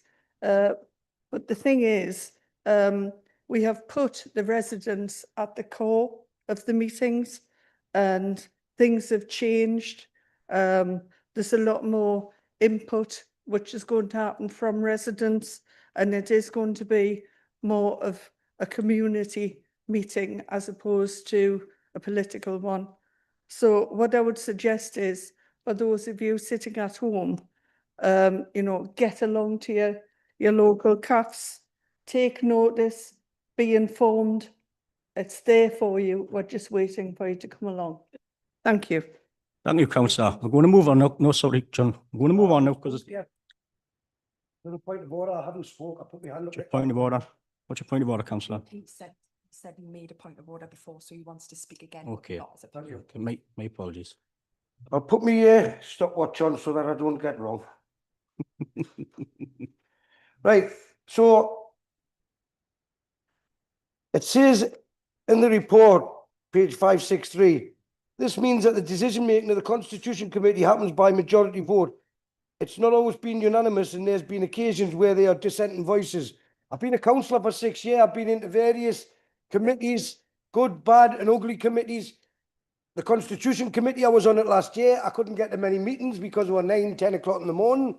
But the 1 or 2 meetings I did turn up at, I honestly haven't experienced an atmosphere like it, right? And it's like, you're in the lion's den. If you've got the bottle to say something against what they're going to do, A, you're not going to win the vote, but B, you think you had just effed and blamed at them. It's such an uncomfortable experience that I had in the Constitution. Yeah. Councillor, is this relevant? What? Is this relevant? I'm replying to the comment. 3 minutes. I'm only asking it. Is it relevant? That's all I'm relevant. That's all I'm going to know. My God. Right. So this alcohol that's been touched on, if we look at the full council papers from the 20th of March, we had the title paragraph 9, refresh of South Tyneside alcohol strategy. Sorry to interrupt, Councillor Robertson. You're referencing papers from May 2024. Just when you reference them in the change to alcohol, that they're not part of the papers at this meeting tonight. Right. So Okay. Okay. So page 50 of tonight's papers. There are no significant changes. The independent chair of the Standards Committee would like the criteria for consideration by the monitoring officer when deciding what action to take in respect of a complaint strengthened to encourage serial complainants to consider carefully making spurious or weak complaints a political weapon. Now, that's like 5 years out of date since the first independent was voted in here, right? The complaints that's outstanding now, still in the pipeline, need another look at. The monitoring officer has been ambushed for the last 5 years, and there's outstanding complaints 3-5 years. A lot of money's going on them, and they need to look at again the way that the chair's asking. Council has allowances in the papers tonight. It's saying there are no specific capital or revenue implications. And then 2 lines down, the members' allowances scheme will have revenue implications, and it's going to be £20,000 for the councillor's allowance and the SRAs for 1 year only. Why don't we freeze them? 20,000 it's going to cost. Let's do a goodwill gesture across the board. There's enough opposition. Freeze it. The next one, where we're talking about rising the financial limits to 500,000, 600,000. You've got to remember with this council, 2.5, 3 years ago, SIPFA come in and they give you an action plan. Minute left, councillor. And they give you an action plan, and the most serious item on that action plan, 2.5, 3 years later, is still not complied with. And it's the main financial structure of the council, that 1 point. 2.5, 3 years. Yet we are going to give them another 150, 200,000 pound checkbook to throw about. Co-op these allowances in the papers at 1022. It says that we've only got 1 co-opted member, the independent chair of the standards committee. We haven't got 1 co-opted member. We've got 5. 2 on the standards, 2 on the audit. Right? Now that's what it's saying in there. The standards committee chairs paid 5,000. The other independent persons are paid £900. And then we've got the independent housing representative on 3,353. 5,000, 3,900. Start winding up, please, councillor. Sorry? Start winding up. Oh, thank you. That'll do. I was going to mention something about the leader, but I'll leave it. Thank you. Thank you. Lovely comments. Right, people. Quite a few comments made there, so we're going to move on. Anyone happy with that? Ah, yes. Councillor Dixon. Yeah, I just want to come back on just a couple of things, Mr. Mayor. Councillor Strike's already highlighted with regard to the travel. It's quite clear in the report that's been set out that it is purely the method of travel will be determined by the elected member. With regard to the DMMOs, with regard to the comment from elected members, I'm slightly concerned that planning committee elected members or professionals in this field with regard to DMMOs, we are just asking for officers to have that power to look at this. I'd be keen to know how many planning committee decisions have been made where it's gone to appeal and it's cost this local authority tens of thousands of pounds, where we have lost because of planning committee decisions. With regard to Point of order, please. sorry, just can I finish? No, actually, with a point of order, Oh, okay. improper motives. I mean, accusing members of the planning committee voting in a certain way that's costing the council thousands of pounds. That is improper motive. It is just what has happened. Mayor, I'm Councillor. expecting a response from you, not the leader. Excuse me, Councillor Guy, I'm being respectful to yourself. I'm being. Councillor Guy. You've accused. Councillor Guy. Councillor Guy. That's enough.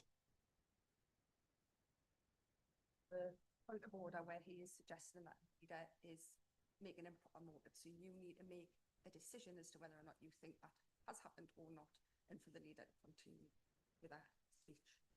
Yeah, please. You continue. Okay, yes, thank you. And if, you feel that way, Councillor Guy, I do apologise because I wouldn't expect anybody to be feeling that way just by a comment that I've actually made, but I will be finding out where we sit. With regard to the Constitution, with regard to the CAF in particular, that was our CAF conversation, and this Constitution with regard to those recommendations has been fed in by our residents in our communities, as well as elected member in our businesses. So with regard to that part of the Constitution, that is about community engagement, and that is about how we have listened to residents in our community. So, Mr. Mayor, there was an awful lot that came out of there, which I'm quite happy to come back and give further detail on. But with regard to certain elements, such as the civic car, that wasn't here for discussion. We agreed that back in 2024, Councillor. With regard to the hospitality, that was agreed in May 2024. But with regard to both of those, we actually brought the Constitution back again in October 2024 when we were referring to South Tyneside homes, and at no point was there any concerns raised? With regard to scrutiny and calling, there's been no changes since the last constitution. And I think with regard to petitions, I think, you know, Councillor Davies has obviously highlighted that with regard to strengthening petitions, Mr. Mayor. Just for clarity, we did have a public meeting back in March the 18th, which was a members' Constitution Committee, which was a public meeting where the annual review of the Constitution work was looked at and it was recommended to Council. And at no point did anybody attend that meeting or raise any concerns following that public meeting on the 18th of March, Mr. Mayor. Just those comments. So I move the report. Thank you, Councillor Dixon. Just before we report.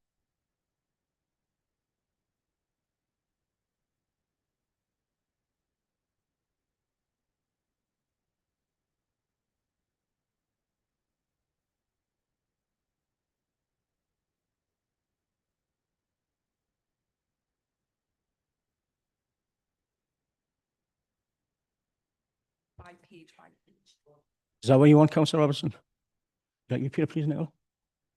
So members, you'll remember Councillor Robertson made the reference to the part of the council procedure rules. So whilst it's not an established way of working across the chamber and hasn't been required because of the way in which the mayor's conducted the debate, technically the mayor should say every page of a report and just take questions page by page by page, and that's what Councillor Robertson was asking for before. So what we're just going back to is just to see if that's seconded, and then we'll go through, the mayor can go through page by page of the report to make sure that there aren't any new questions or an opportunity to ask a question that hasn't been able to be asked yet.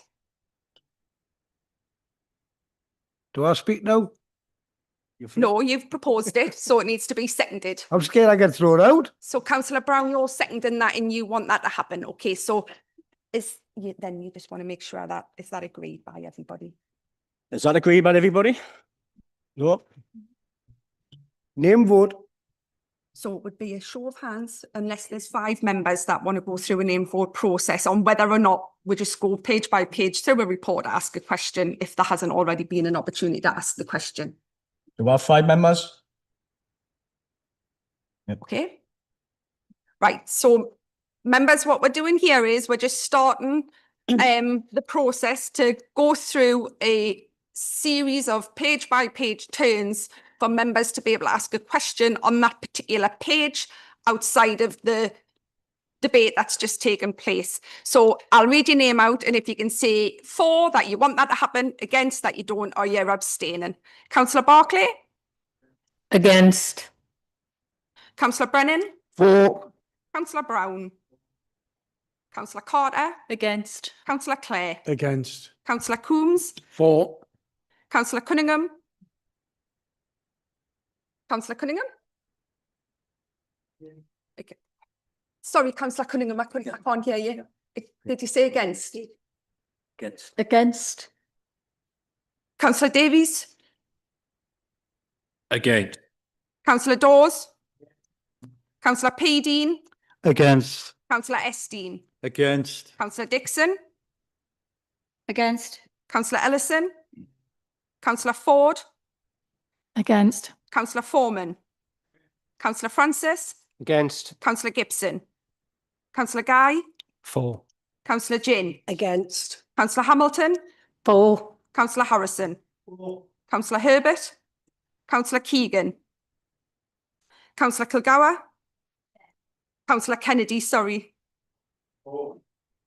Councillor Lamont? Against. Councillor Leask? Councillor Leask? Councillor K. Maxwell? Against. Councillor N. Maxwell? Councillor McCabe? Against. Councillor McHugh? Councillor McKeown?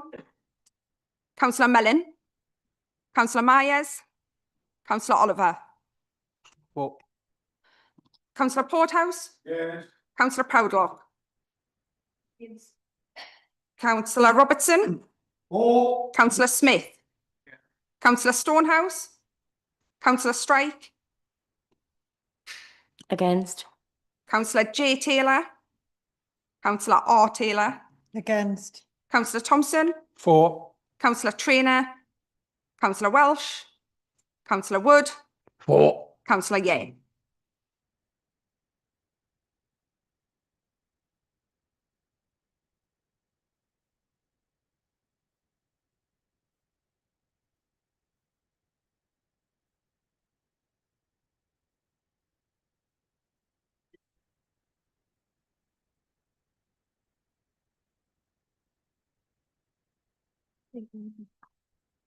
So that's not going to happen.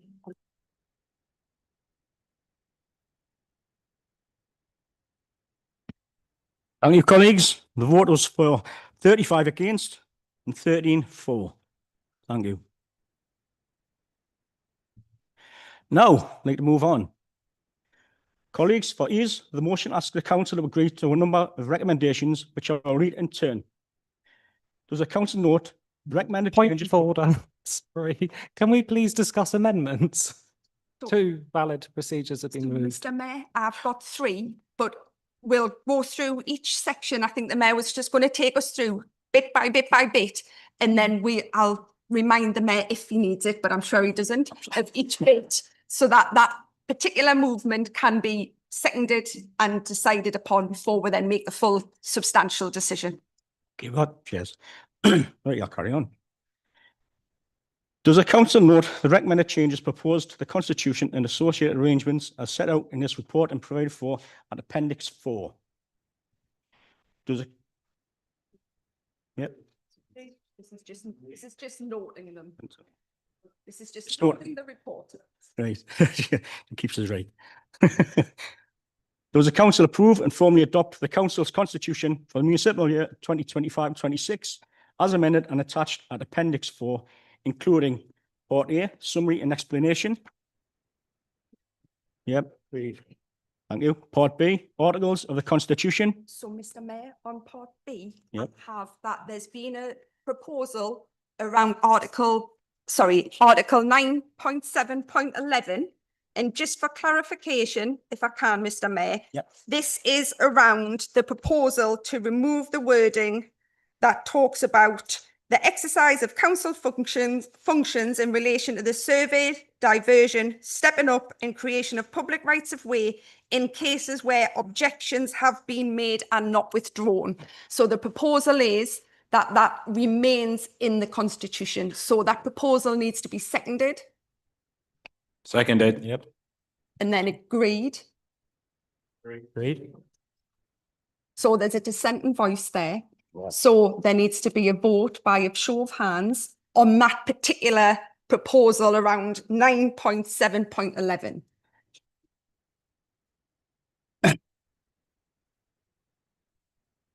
Well, so with respect, members, so you've made the proposals, so we're just working through the constitution and the parts where those relevant proposals have been made.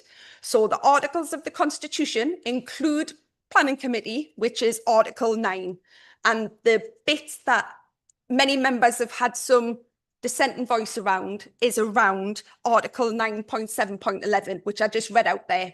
So what we've just asked for there through the Mayor is that proposal that was made to have that reinstated within the constitution be seconded, and it was seconded. Yep. The Mayor then asked if that was agreed, and there was a dissenting voice. So the Mayor then was just about to ask for a vote by a show of hands, and then there was confusion.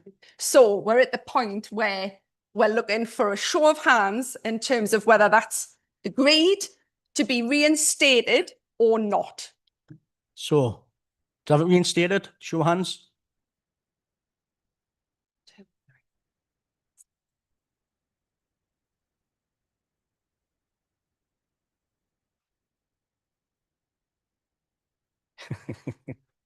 Members only put one hand up, Chicky. 21. So that was 21, I think 4. So Against? It's against.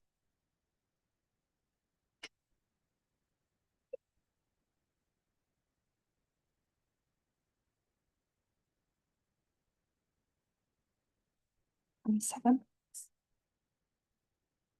And then you might just want to check that there's any abstentions, just in case we've missed anybody. Are there any abstentions? No, Right. it's not. So in which case, that proposal, if you're okay for me just to see this. Yeah, Mr. Mayor. oh, I am.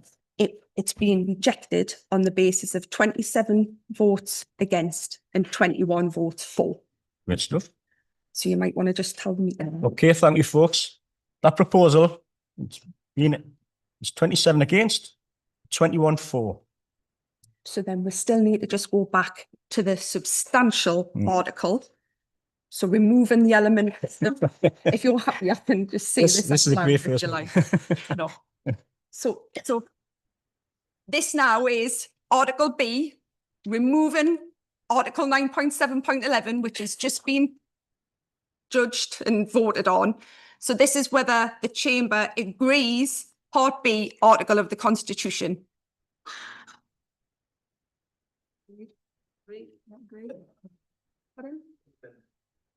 Yes, that's the substantial. So unamended, we've just gone through that vote. So yes. Mr. Mayor, sorry, I didn't quite catch. So there's a dissenting, so there's a dissenting voice. So again, specific to Part B, Article of the Constitution, we're not thinking about any particular Article 9.7.11 anymore. We're just thinking about it as having been recommended by Constitution Committee. Do you agree or not? Or are you abstaining by a show of hands to Part B? So he needs 5 members. We've got 5 members. Okay. Okay, named what it is. So members, I'll read your names out again alphabetically. And what you're thinking about here is whether you agree the Part B, Articles of the Constitution, as recommended by Constitution Committee without any amendments. Councillor Barkley.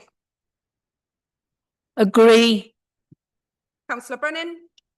Against. Councillor Brown. Councillor Carter. Agree. Councillor Clare. Agree. Councillor Coombs. Against. Councillor Cunningham. Councillor Davies. Agree. Councillor Dawes. Agree. Councillor P. Dean. Agree. Councillor Esteen. Agreed. Councillor Dixon. Agree. Councillor Ellison. Councillor Ford. Agreed. Councillor Foreman. Councillor Francis. Agreed. Councillor Gibson. Councillor Guy. Against. Councillor Jane. Agreed. Councillor Hamilton. Against. Councillor Harrison. Councillor Herbert. Councillor Keegan. Councillor Kennedy. Councillor Kilgour. Councillor Lamont. Agreed. Councillor Leask. Councillor K. Maxwell. Agree. Councillor N. Maxwell. Councillor McCabe. Councillor McHugh.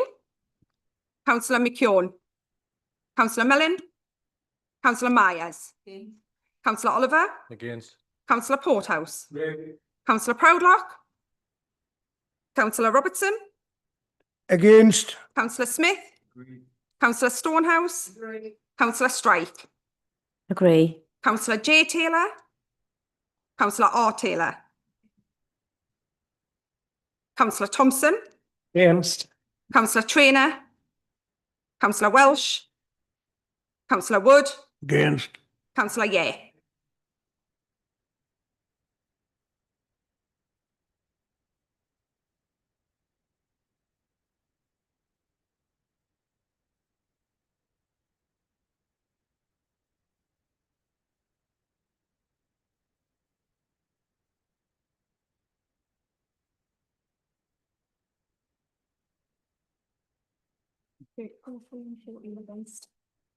So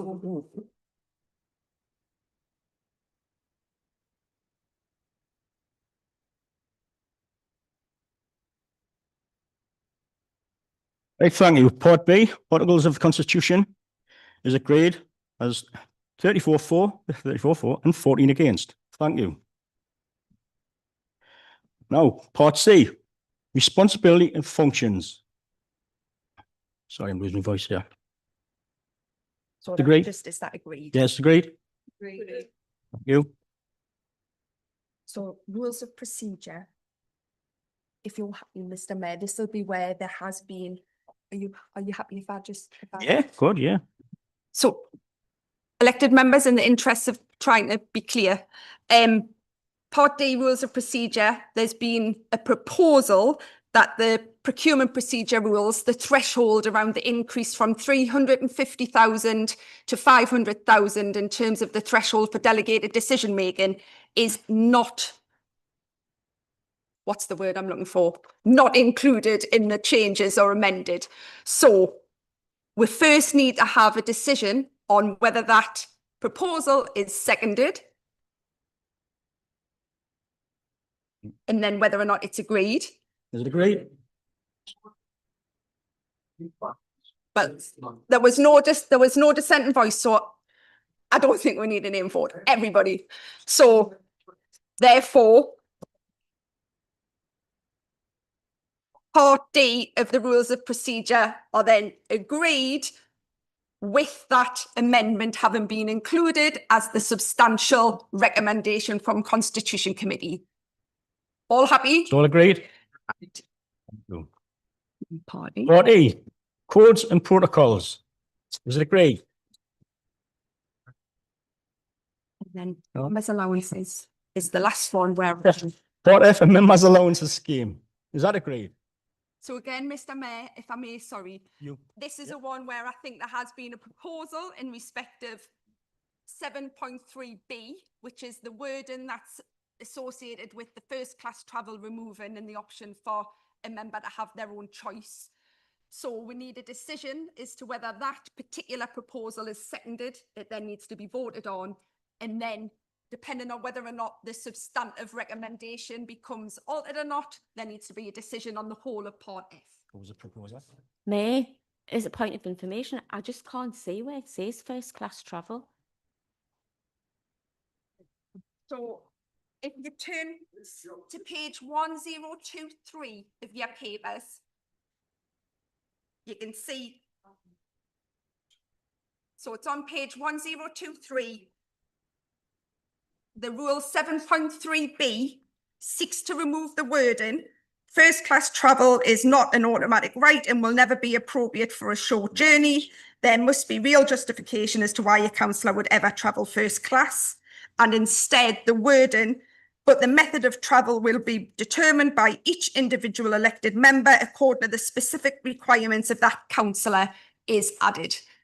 So the proposal that has been made and seconded is that that crossing out doesn't happen and that additional wording isn't included. So it goes back to what it has always been. So that's been moved, it's been seconded, and now we need to know whether or not that is agreed. Now, was that agreed? So there's a dissenting voice. So on that specific rule 7.3B, we need a vote as to whether you're for or against on the basis of a show of hands. Name vote. Let's have a name vote. See the Labour councillors that won first class travel. We've got 5 hands. Never gone first class ever. Mr. Mayor. Name vote it is. Okay.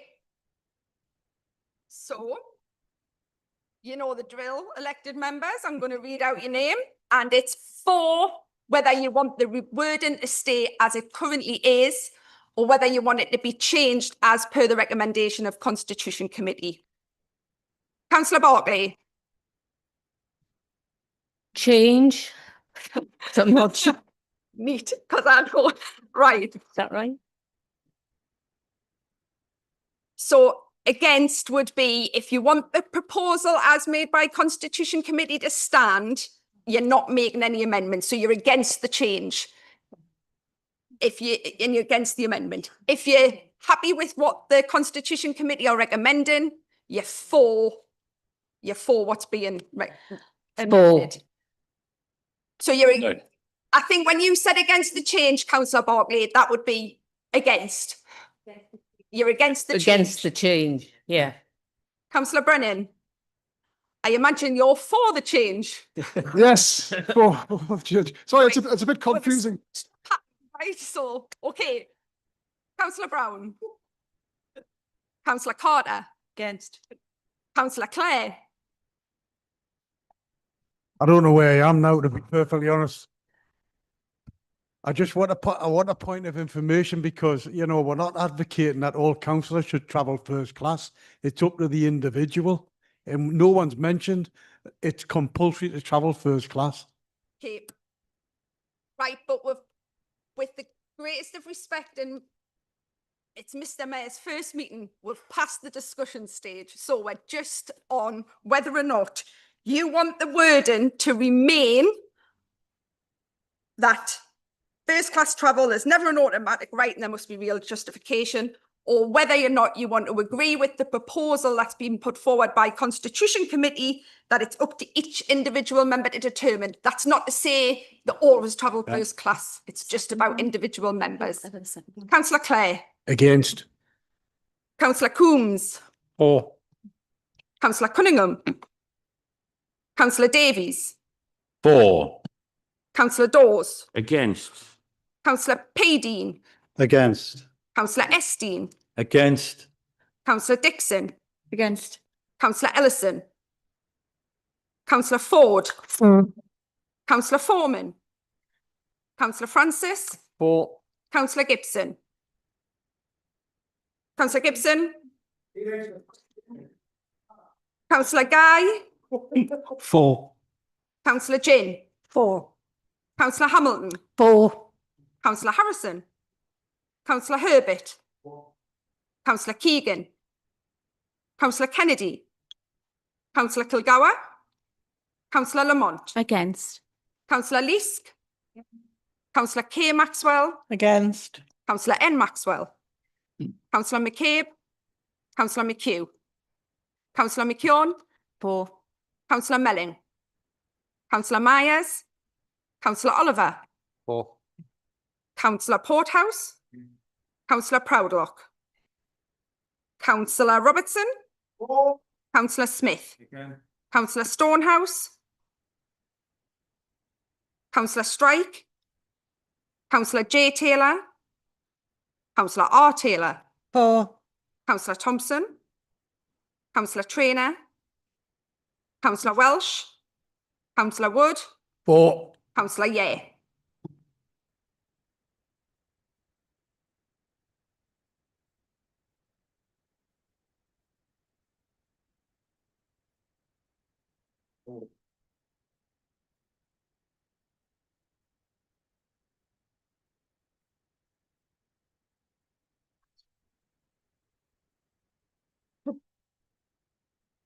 Right. So the proposal.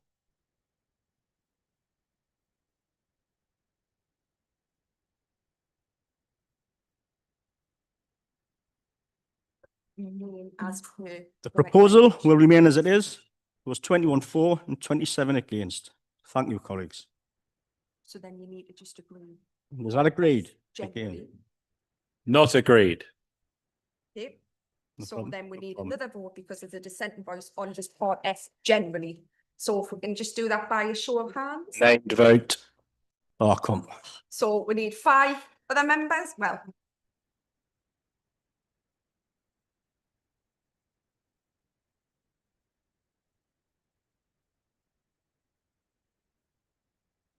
So this time, elected members, this is just part F in its entirety. So not having been amended. So it's as per the entire recommendation from Constitution Committee in the report. Whether you're for, against or abstaining. Councillor Barkley. For. Councillor Brennan. Against. Councillor Brown. Councillor Carter. For. Councillor Clare. Councillor Coombs. Against. Councillor Cunningham. Councillor Davies. Against. Councillor Dawes. Councillor Paydean. For. Councillor Esteen. For. Councillor Dixon. For. Councillor Ellison. Councillor Foggan.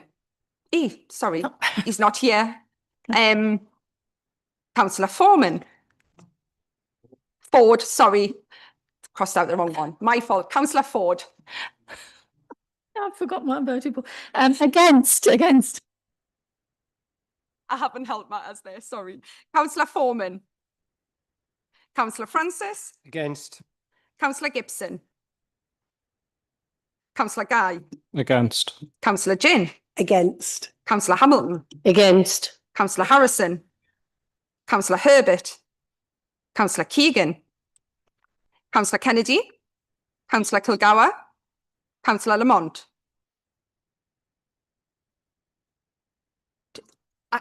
Councillor Lamont, did you say against? Definitely for. Okay, Councillor Leask, Councillor K Maxwell, For. Councillor N Maxwell, Councillor McCabe, Councillor McHugh, Councillor McKeown, Against. Councillor Melling, Councillor Myers, Councillor Oliver, Against. Councillor Porthouse, Councillor Proudlock, Councillor Robertson, Councillor Smith, Councillor Stonehouse, Councillor Strike, Councillor J Taylor, Councillor R Taylor, Against. Councillor Thompson, Against. Councillor Traynor, Councillor Welsh, Councillor Wood, Against. Councillor Yeh.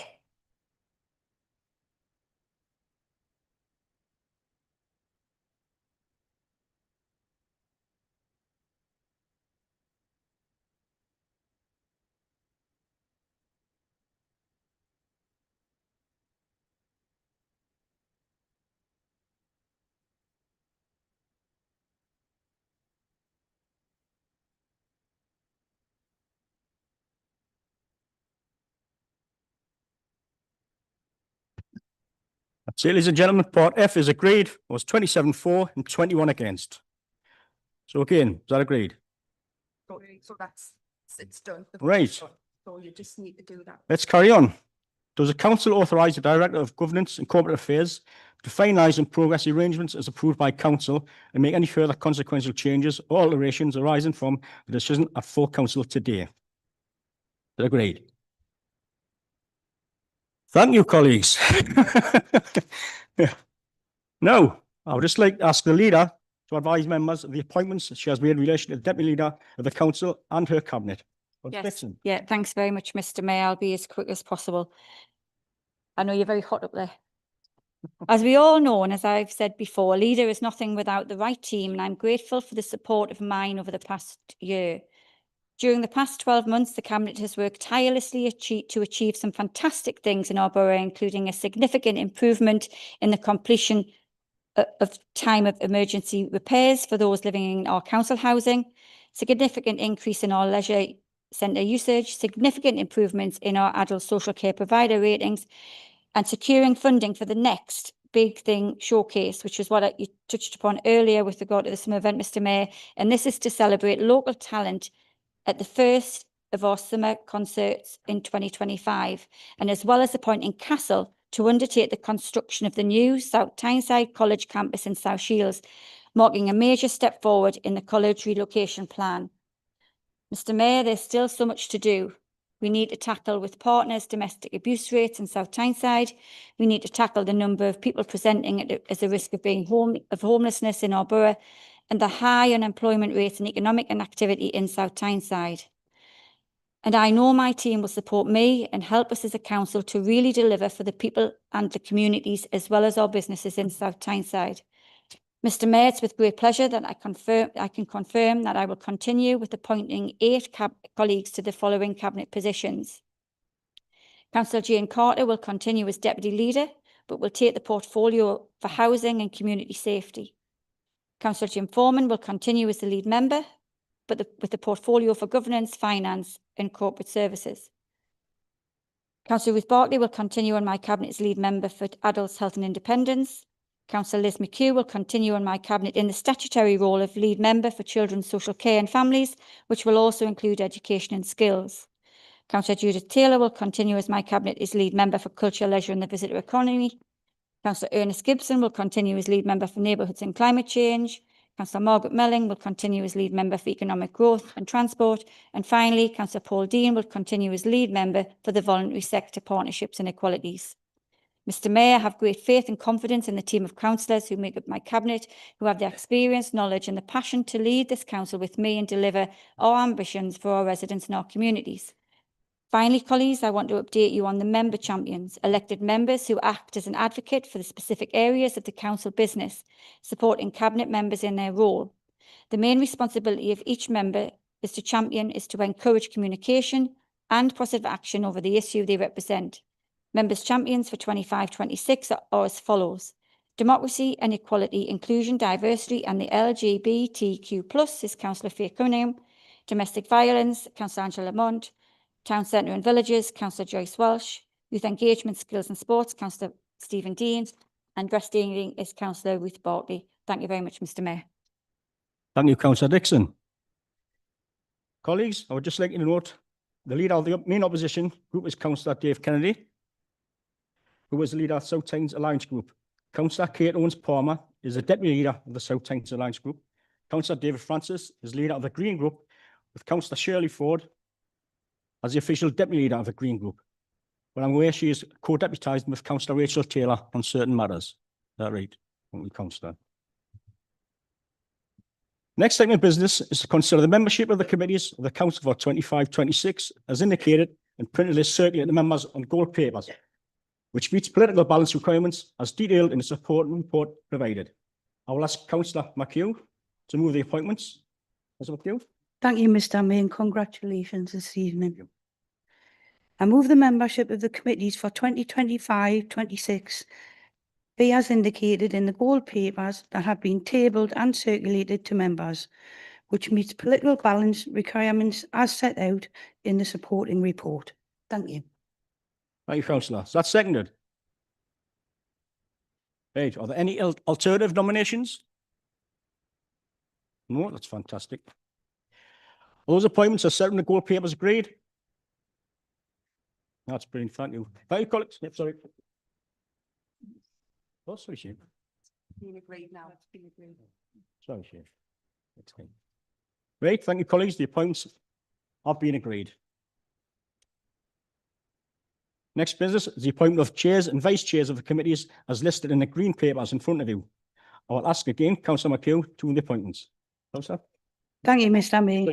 Just before Councillor McHugh comes in, can I just inform elected members that on the paper, the green paper that's been provided, in respect of Jerome Bolden Caff, Councillor Robertson advised just before the meeting that he should be removed from that paper, and I just wanted to make all elected members aware before the report was moved. Councillor Robertson doesn't wish for his name to be moved.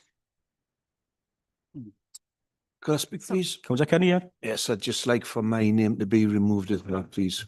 Okay. Councillor Kenny wants his name removed as well. So now is it down a bit? That will mean, Councillor McHugh, when you're moving the paper, it'll just be being moved on the basis of Councillor Oliver in that box.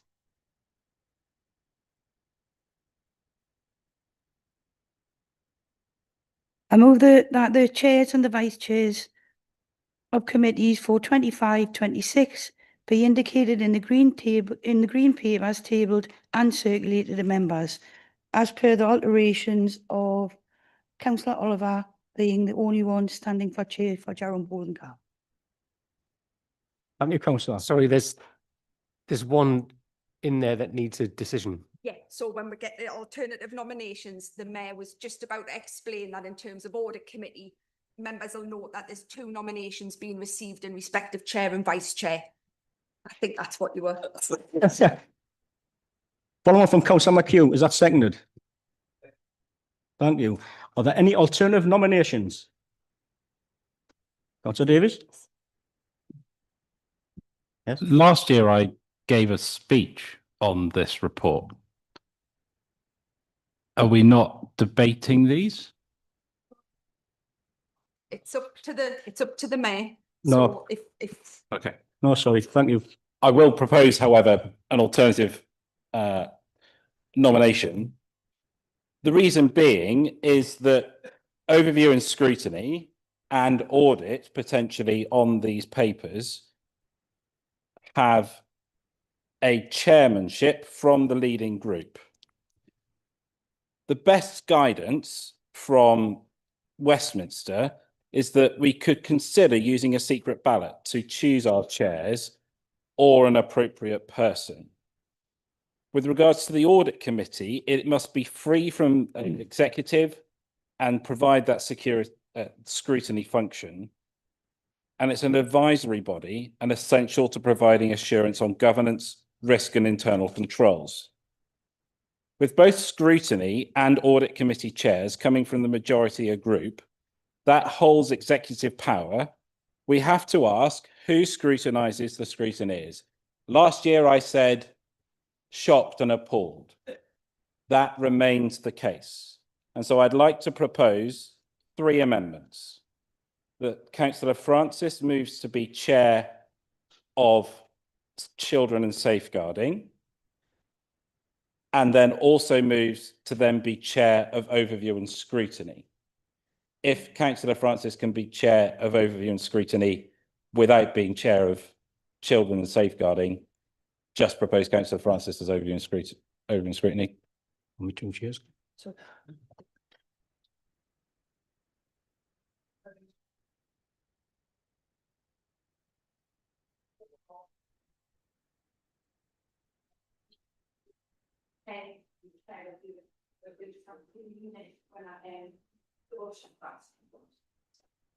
Just bear with Nicholas, just sort of. I move that amendment.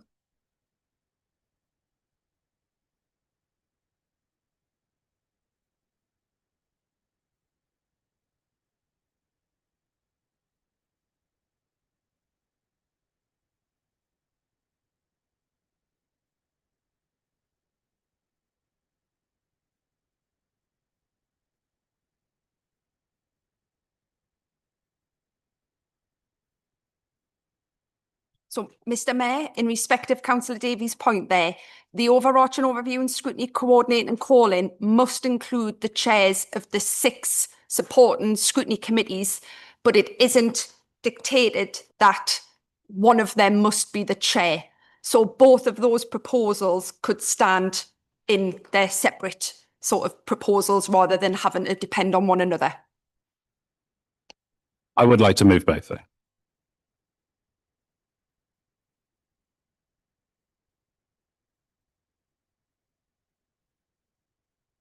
Then we'll need to work through each part of the amendments in turn. So that is overview and scrutiny, children's safeguarding and audit, unless there's any more nominations that you might want to gather now, and then we can just work through them all one after the other. So Councillor Brown's got his hand up. Is this about a nomination? And speaking on the point of clarification, if I may. So are you saying that the person who could be nominated isn't necessarily a chair of another committee? Yes, so I'm saying the chair of overview and scrutiny calling committee does not have to be a chair of one of the other scrutiny committees. They all have to be, so the chairs of the 6 supporting scrutiny committees all must be included in the membership of the overview and scrutiny calling committee, but it doesn't dictate that the chair of overview and scrutiny committee has to be a chair of one of the other committees. Thank you. So is understood. Is there any more nominations that anybody wants to make? And then we can go through them all one after the Any more nominations? Anybody? Nope. So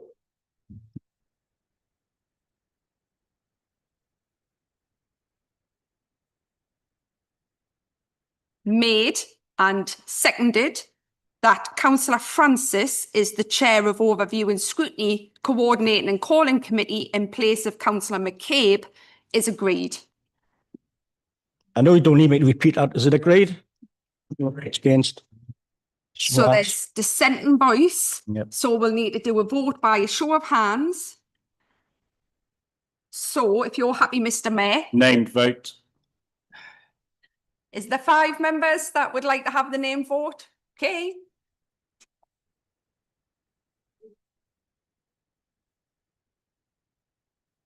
So, members, this is on the proposal that Councillor Francis be appointed the chair of Overview and Scrutiny, Coordinating and Calling Committee in place of Councillor McCabe.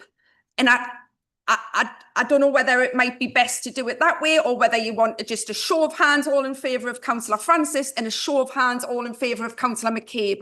And that might help just make the votes a little bit more succinct.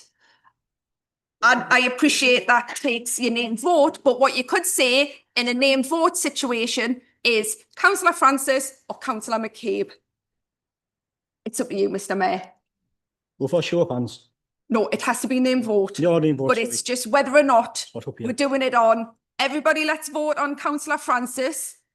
Yes, no, yes, no. Right. Everybody vote on Councillor McCabe. Yes, no, yes, no.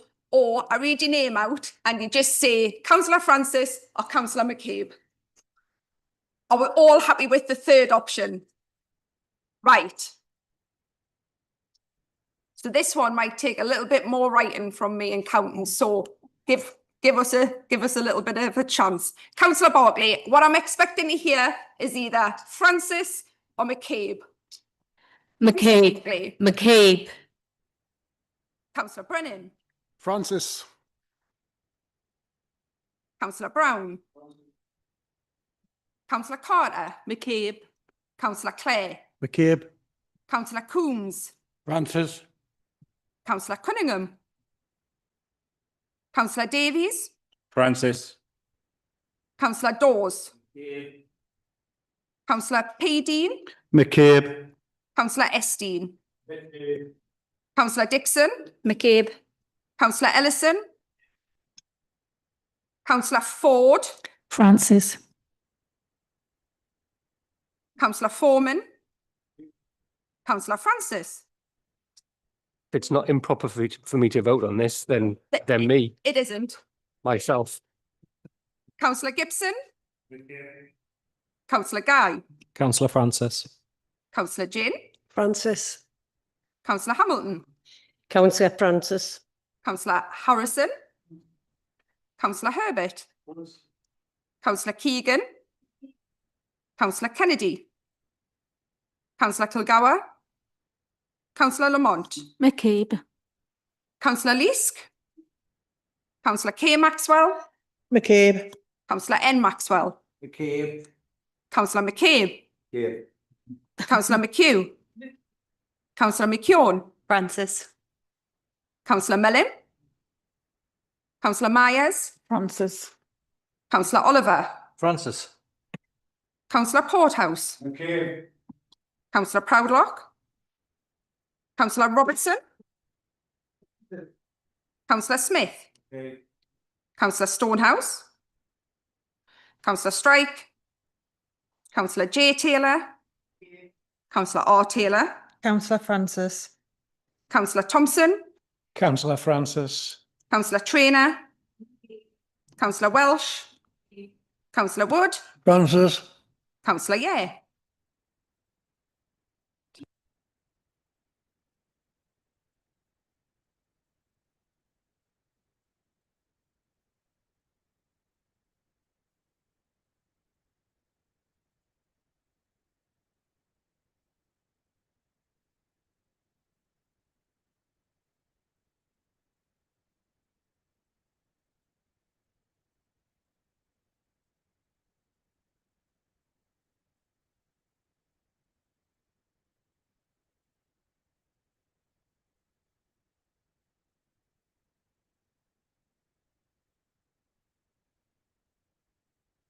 Councillor Francis received 21. That's what I've been scrutiny.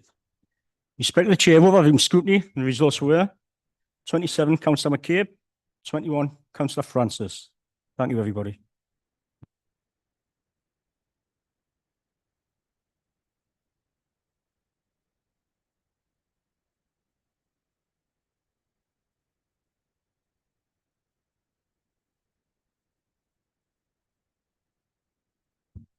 So we're going through the same process for the Children Safeguarding Young People Scrutiny Committee.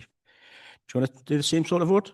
So it needs to be seconded, the Councillor Francis proposal. I've got a second offer, Councillor. Yeah, Yeah, that's great. so is that agreed? Yeah, great. So there's a dissenting voice. So we can do a show of hands in favour of Councillor Francis and Councillor K. Maxwell.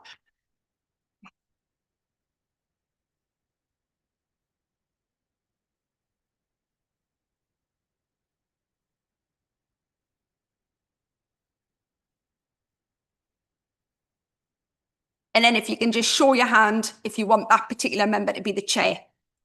Councillor K. Maxwell to be chair.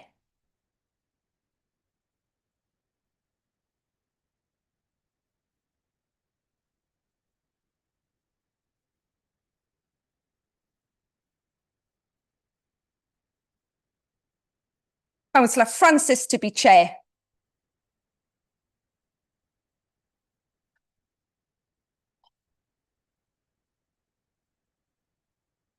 So, Mr. Mayor, Yep.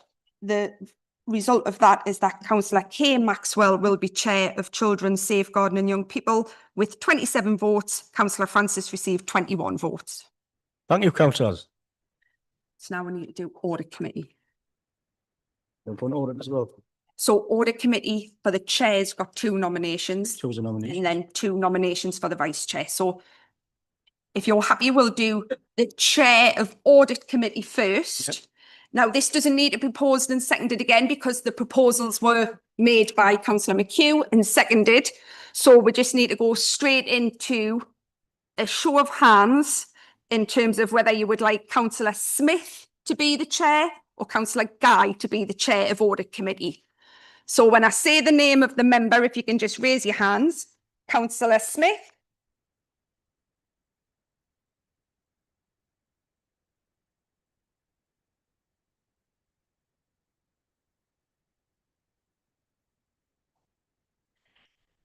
Councillor Guy.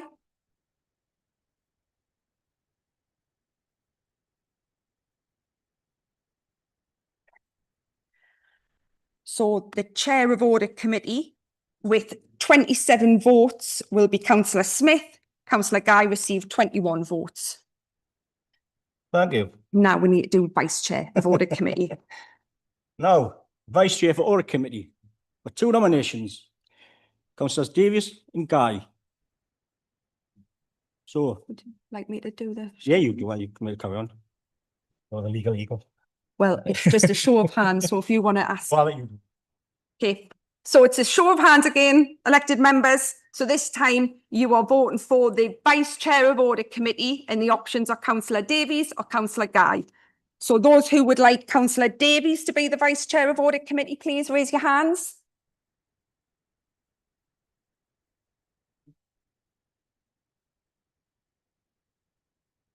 Make sure I don't pick the one that'll scrutinise. Pick the letters. Wow. Wow. We've already had improper motives over here, Councillor Robertson. Yes, Councillor Robertson, please. Councillor Robertson, please. Thank you. Can we have all those who would like Councillor Guy to be the vice chair of audit committee raise your hands? Councillor Robertson. One more and you're going to ask you to leave. So is that 13 to 35? So on that basis, Mr. Mayor, we've got Councillor Davies, who will be the vice chair of audit committee with 35 votes for. Councillor Guy received 13 votes. There you go. Councillor Davies. Excellent. Right. Hey, let's move on. Now, we've got the rest of the paper to agree, having gone through those particular positions. Yeah. So it's just to whether or not everybody agrees everything else as per the sheet. Excellent. Does everyone agree? Thanks so much. Thank you. You don't know how hot it is up there. Nice. Move on. Next business is to appoint representatives to serve on outside bodies for 2025-2026 as set out in the yellow papers. Mr. Mayor, please may I interject once more just before Councillor McHugh moves the paper. We had a nomination for the local pension board, and that is Councillor Davies. So that name is missing on the sheet at the moment. That needs to be included. That's Councillor Davies. And we already know that there needs to be a vote on Bolton Community Association, but it's just to make sure Councillor Davies is included when you make your move, your proposal, not your move. Okay. Thank you, Mr. Mayor. I move that the appointment of the representatives be indicated on the yellow pages, tabled and circulated to members on, including the new inclusion of Councillor Davies. Thank you, councillor. Is that seconded? Thank you. Are there any alternative nominations? So we need to do a vote on the Bolden. Oh, it's right there. Because there's 5 Mhm. proposals there and we've only got space for 4 representatives from the local authority. So the proposal that has been suggested, but there may be others, is that 3 councillors are elected and one of either Mrs J Bell or Mrs J Taylor is not appointed in place of allowing 3 elected representatives to be on the Bolden Community Association. But Councillor Strike wants to speak. Councillor Strike. Thank you, Mr. Mayor. Yeah, I'd just like to speak on this. There's 4 representatives needed to be nominated from South Tyneside Council, as per the trust document, which is over 60 years old, which is a lease between South Tyneside Council, Bolden School and Kiswo, the Mining Association. I think, in fairness, we've always mainly had 2 residents and 2 councillors, and I think it would be justly unfair to remove a resident from being on that nomination on that community centre. The 2 nominations, the 2 residents that we have at the moment, Joanne Bell, she's got a really good background in HR and she brings a really good skill set to the community centre with the to the management committee with the helping with the running of it. And Jane Taylor has been a long-standing member on the management committee. She's a local woman whose dad worked at Bolden Pit and has lots of knowledge and connections with the mining community. So I would suggest, can I make an alternative proposal, Mr. Mayor? Yeah. Could I propose Councillor Cunningham, Councillor Strike, Miss Joanne Bell and Miss J Taylor? Thank you. Thank you. Is that seconded? Can I speak? Agreed. Is that my voice?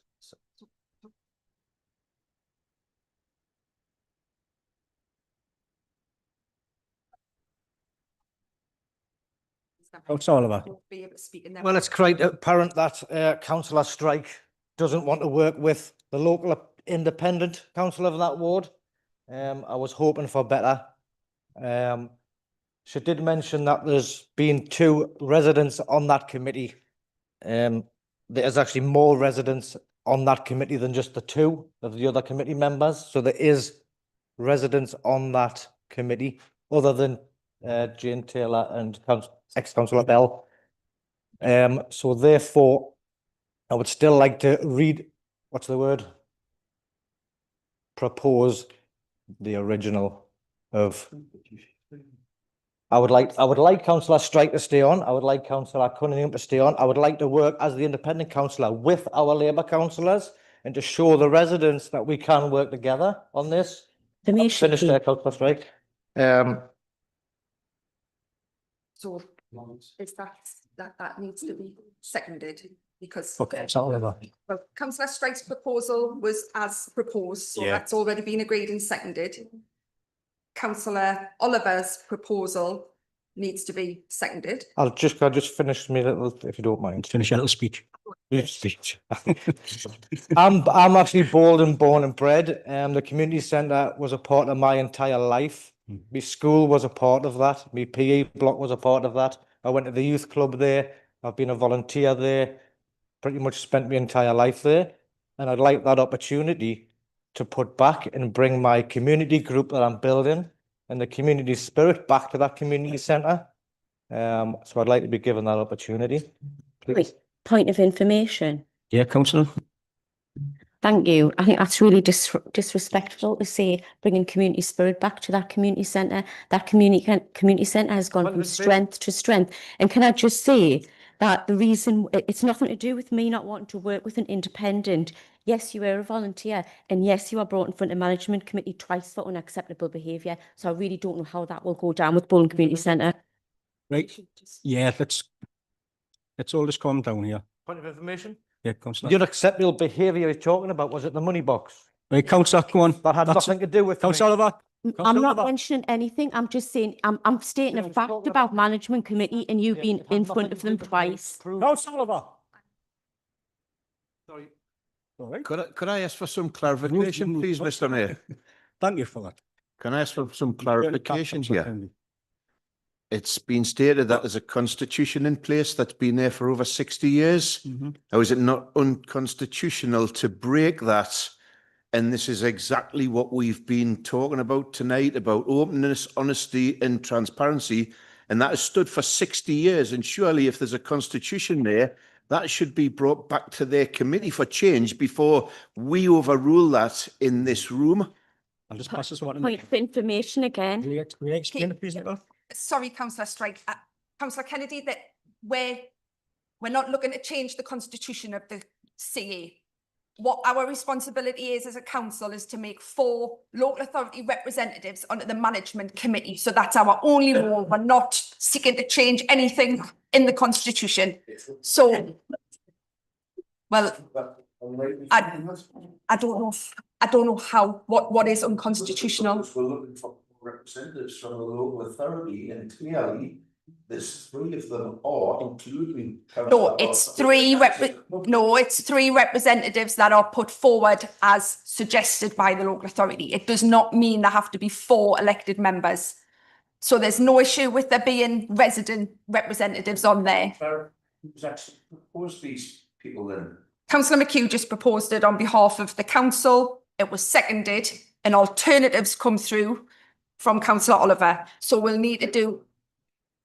Councillor McHugh to bring it to this. Councillor McHugh proposed it. That's clear.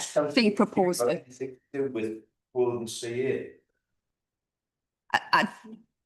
Councillor Kennedy, Because I'm saying bodies for representatives from the council. There's a list of all outside bodies. There's no suggestion that any one member has got a connection with every single one of these outside bodies. It's just this is the council's position to be discussed and agreed upon. So there's 2 proposals. I can't think of. I don't know if I should keep speaking or councillor. Oh, quite all right. But So it was just for some clarity. I'm a tiny bit confused about what Councillor McHugh has proposed, because what's written there is it says that either Ms Bell or Ms Taylor are not appointed. So I'm not sure what I just want to be clear on what the proposal is from each side. Just in the middle of explaining that. I suppose there's something about trying to be transparent and open and making sure that all members have got all the information on the sheet so that they're not sort of bamboozled at the meeting as far as possible.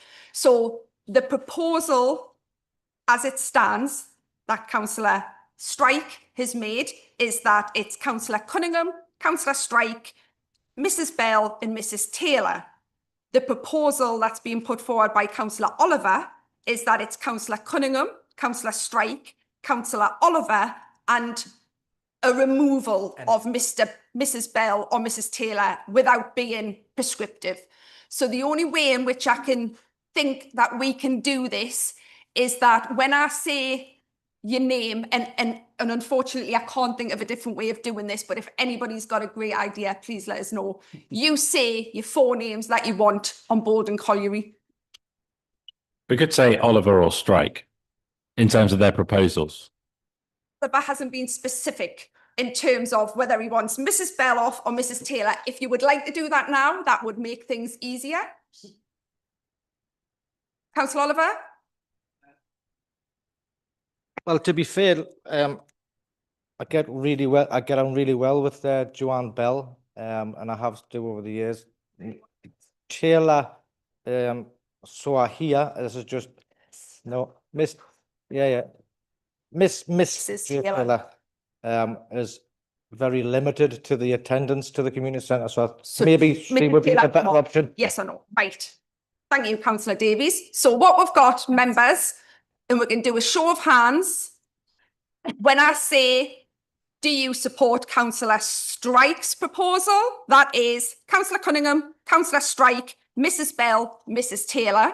When I say, do you support Councillor Oliver's proposal? That is Councillor Cunningham, Councillor Strike, Councillor Oliver, Mrs Bell. All happy? Right.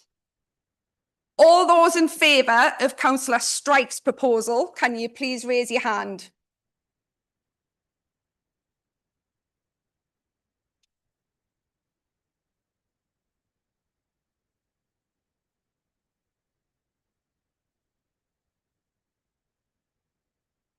All those in favour of Councillor Oliver's proposal, please raise your hand.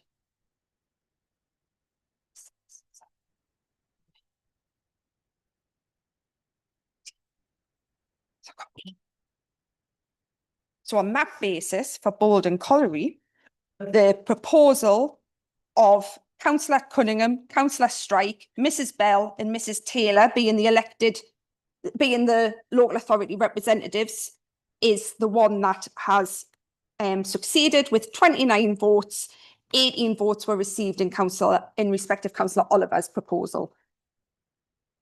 Thank you, everybody. So then we still need the agreement of the rest of the yellow paper in its entirety. Yep. Councillor McHugh, you've already spoken, haven't you? It's got to run that long, forgetting where we are. So it's Yes. So it's just whether or not the yellow paper is now agreed in its Yellow paper agreed, colleagues. Thank you. Thank you. Those appointments are agreed. Now. We're up now. Yep, so now you're up to council. Yep, you are right. Sorry. 13. The next business is to agree the programme of ordinary meetings as indicated in the blue papers. I will ask Councillor McHugh once again to move the programme. Thank you, Mr Mayor. I move that the meetings of the council and committees as indicated on the programme of ordinary meetings circulated to members shown on the blue papers to be approved. Thank you. Thank you. Is that seconded? That's brilliant. Does any member wish to speak on the matter or propose an amendment? Where is he? Councillor Davies. Thank you, Mr Mayor. Either for Councillor McHugh or the monitoring officer, there's a significant reduction in the number of full borough meetings in this proposal. Primarily conscious of the workload that would come to full borough in the meetings that remain, that these meetings generally run to their full extent and often obviously approach the guillotine. And, you know, regular meetings of us here in this place serve as a good public record of our work and give us the opportunity to champion the opportunities and work of outside bodies, as we heard from Out North East this year, and as well as you know, the charity work and campaigning of other councillors in this place over the past previous year.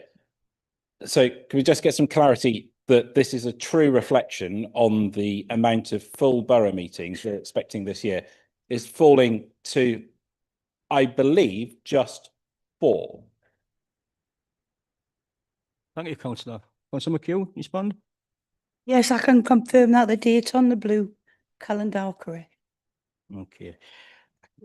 And what's the justification, please? Sorry? The justification is it's actually the council diary. That's what we work around. Extra ones, exactly. Yeah. So Are you happy with that answer, Councillor? Councillor? I'm not happy with that reply, and I'm not happy with this diary. No problem.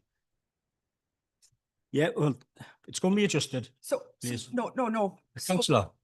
So it won't, it'll have to be, if there's a dissenting voice, there's still a vote to come. I think it's important that perhaps there's 4 or 5 ordinary meetings of Borough Council, Budget Council and Annual Council are included separately. There isn't a specific number of ordinary council meetings that must take place, and the council diary is being prepared, not by me, but it's just being prepared on behalf of the council in terms of trying to fit in the multiple different committee meetings, Borough Council meetings, Cabinet.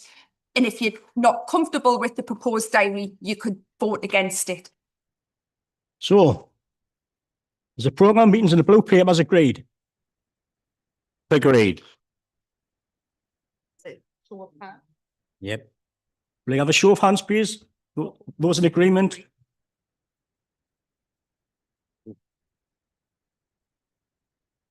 So this is agree in the council diary, just for clarification.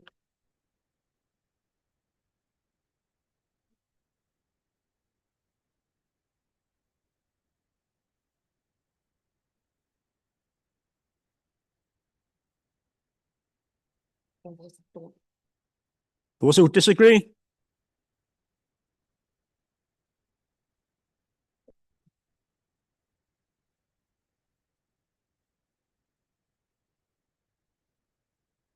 So the council diaries agreed with 27 votes Great for, stuff. 20 votes against. Look, here, here. Sorry, I've just written 27 for. Well, favour was 27 for and 20 against. Thank you, colleagues. So the programme of meetings are agreed. Now, yes. Colleagues, that concludes the business of annual council today. And I thank everyone for their attendance and perseverance, I might add, this evening. And thank you for making this first meeting rather pain-free. Thanks so much. Long but pain-free.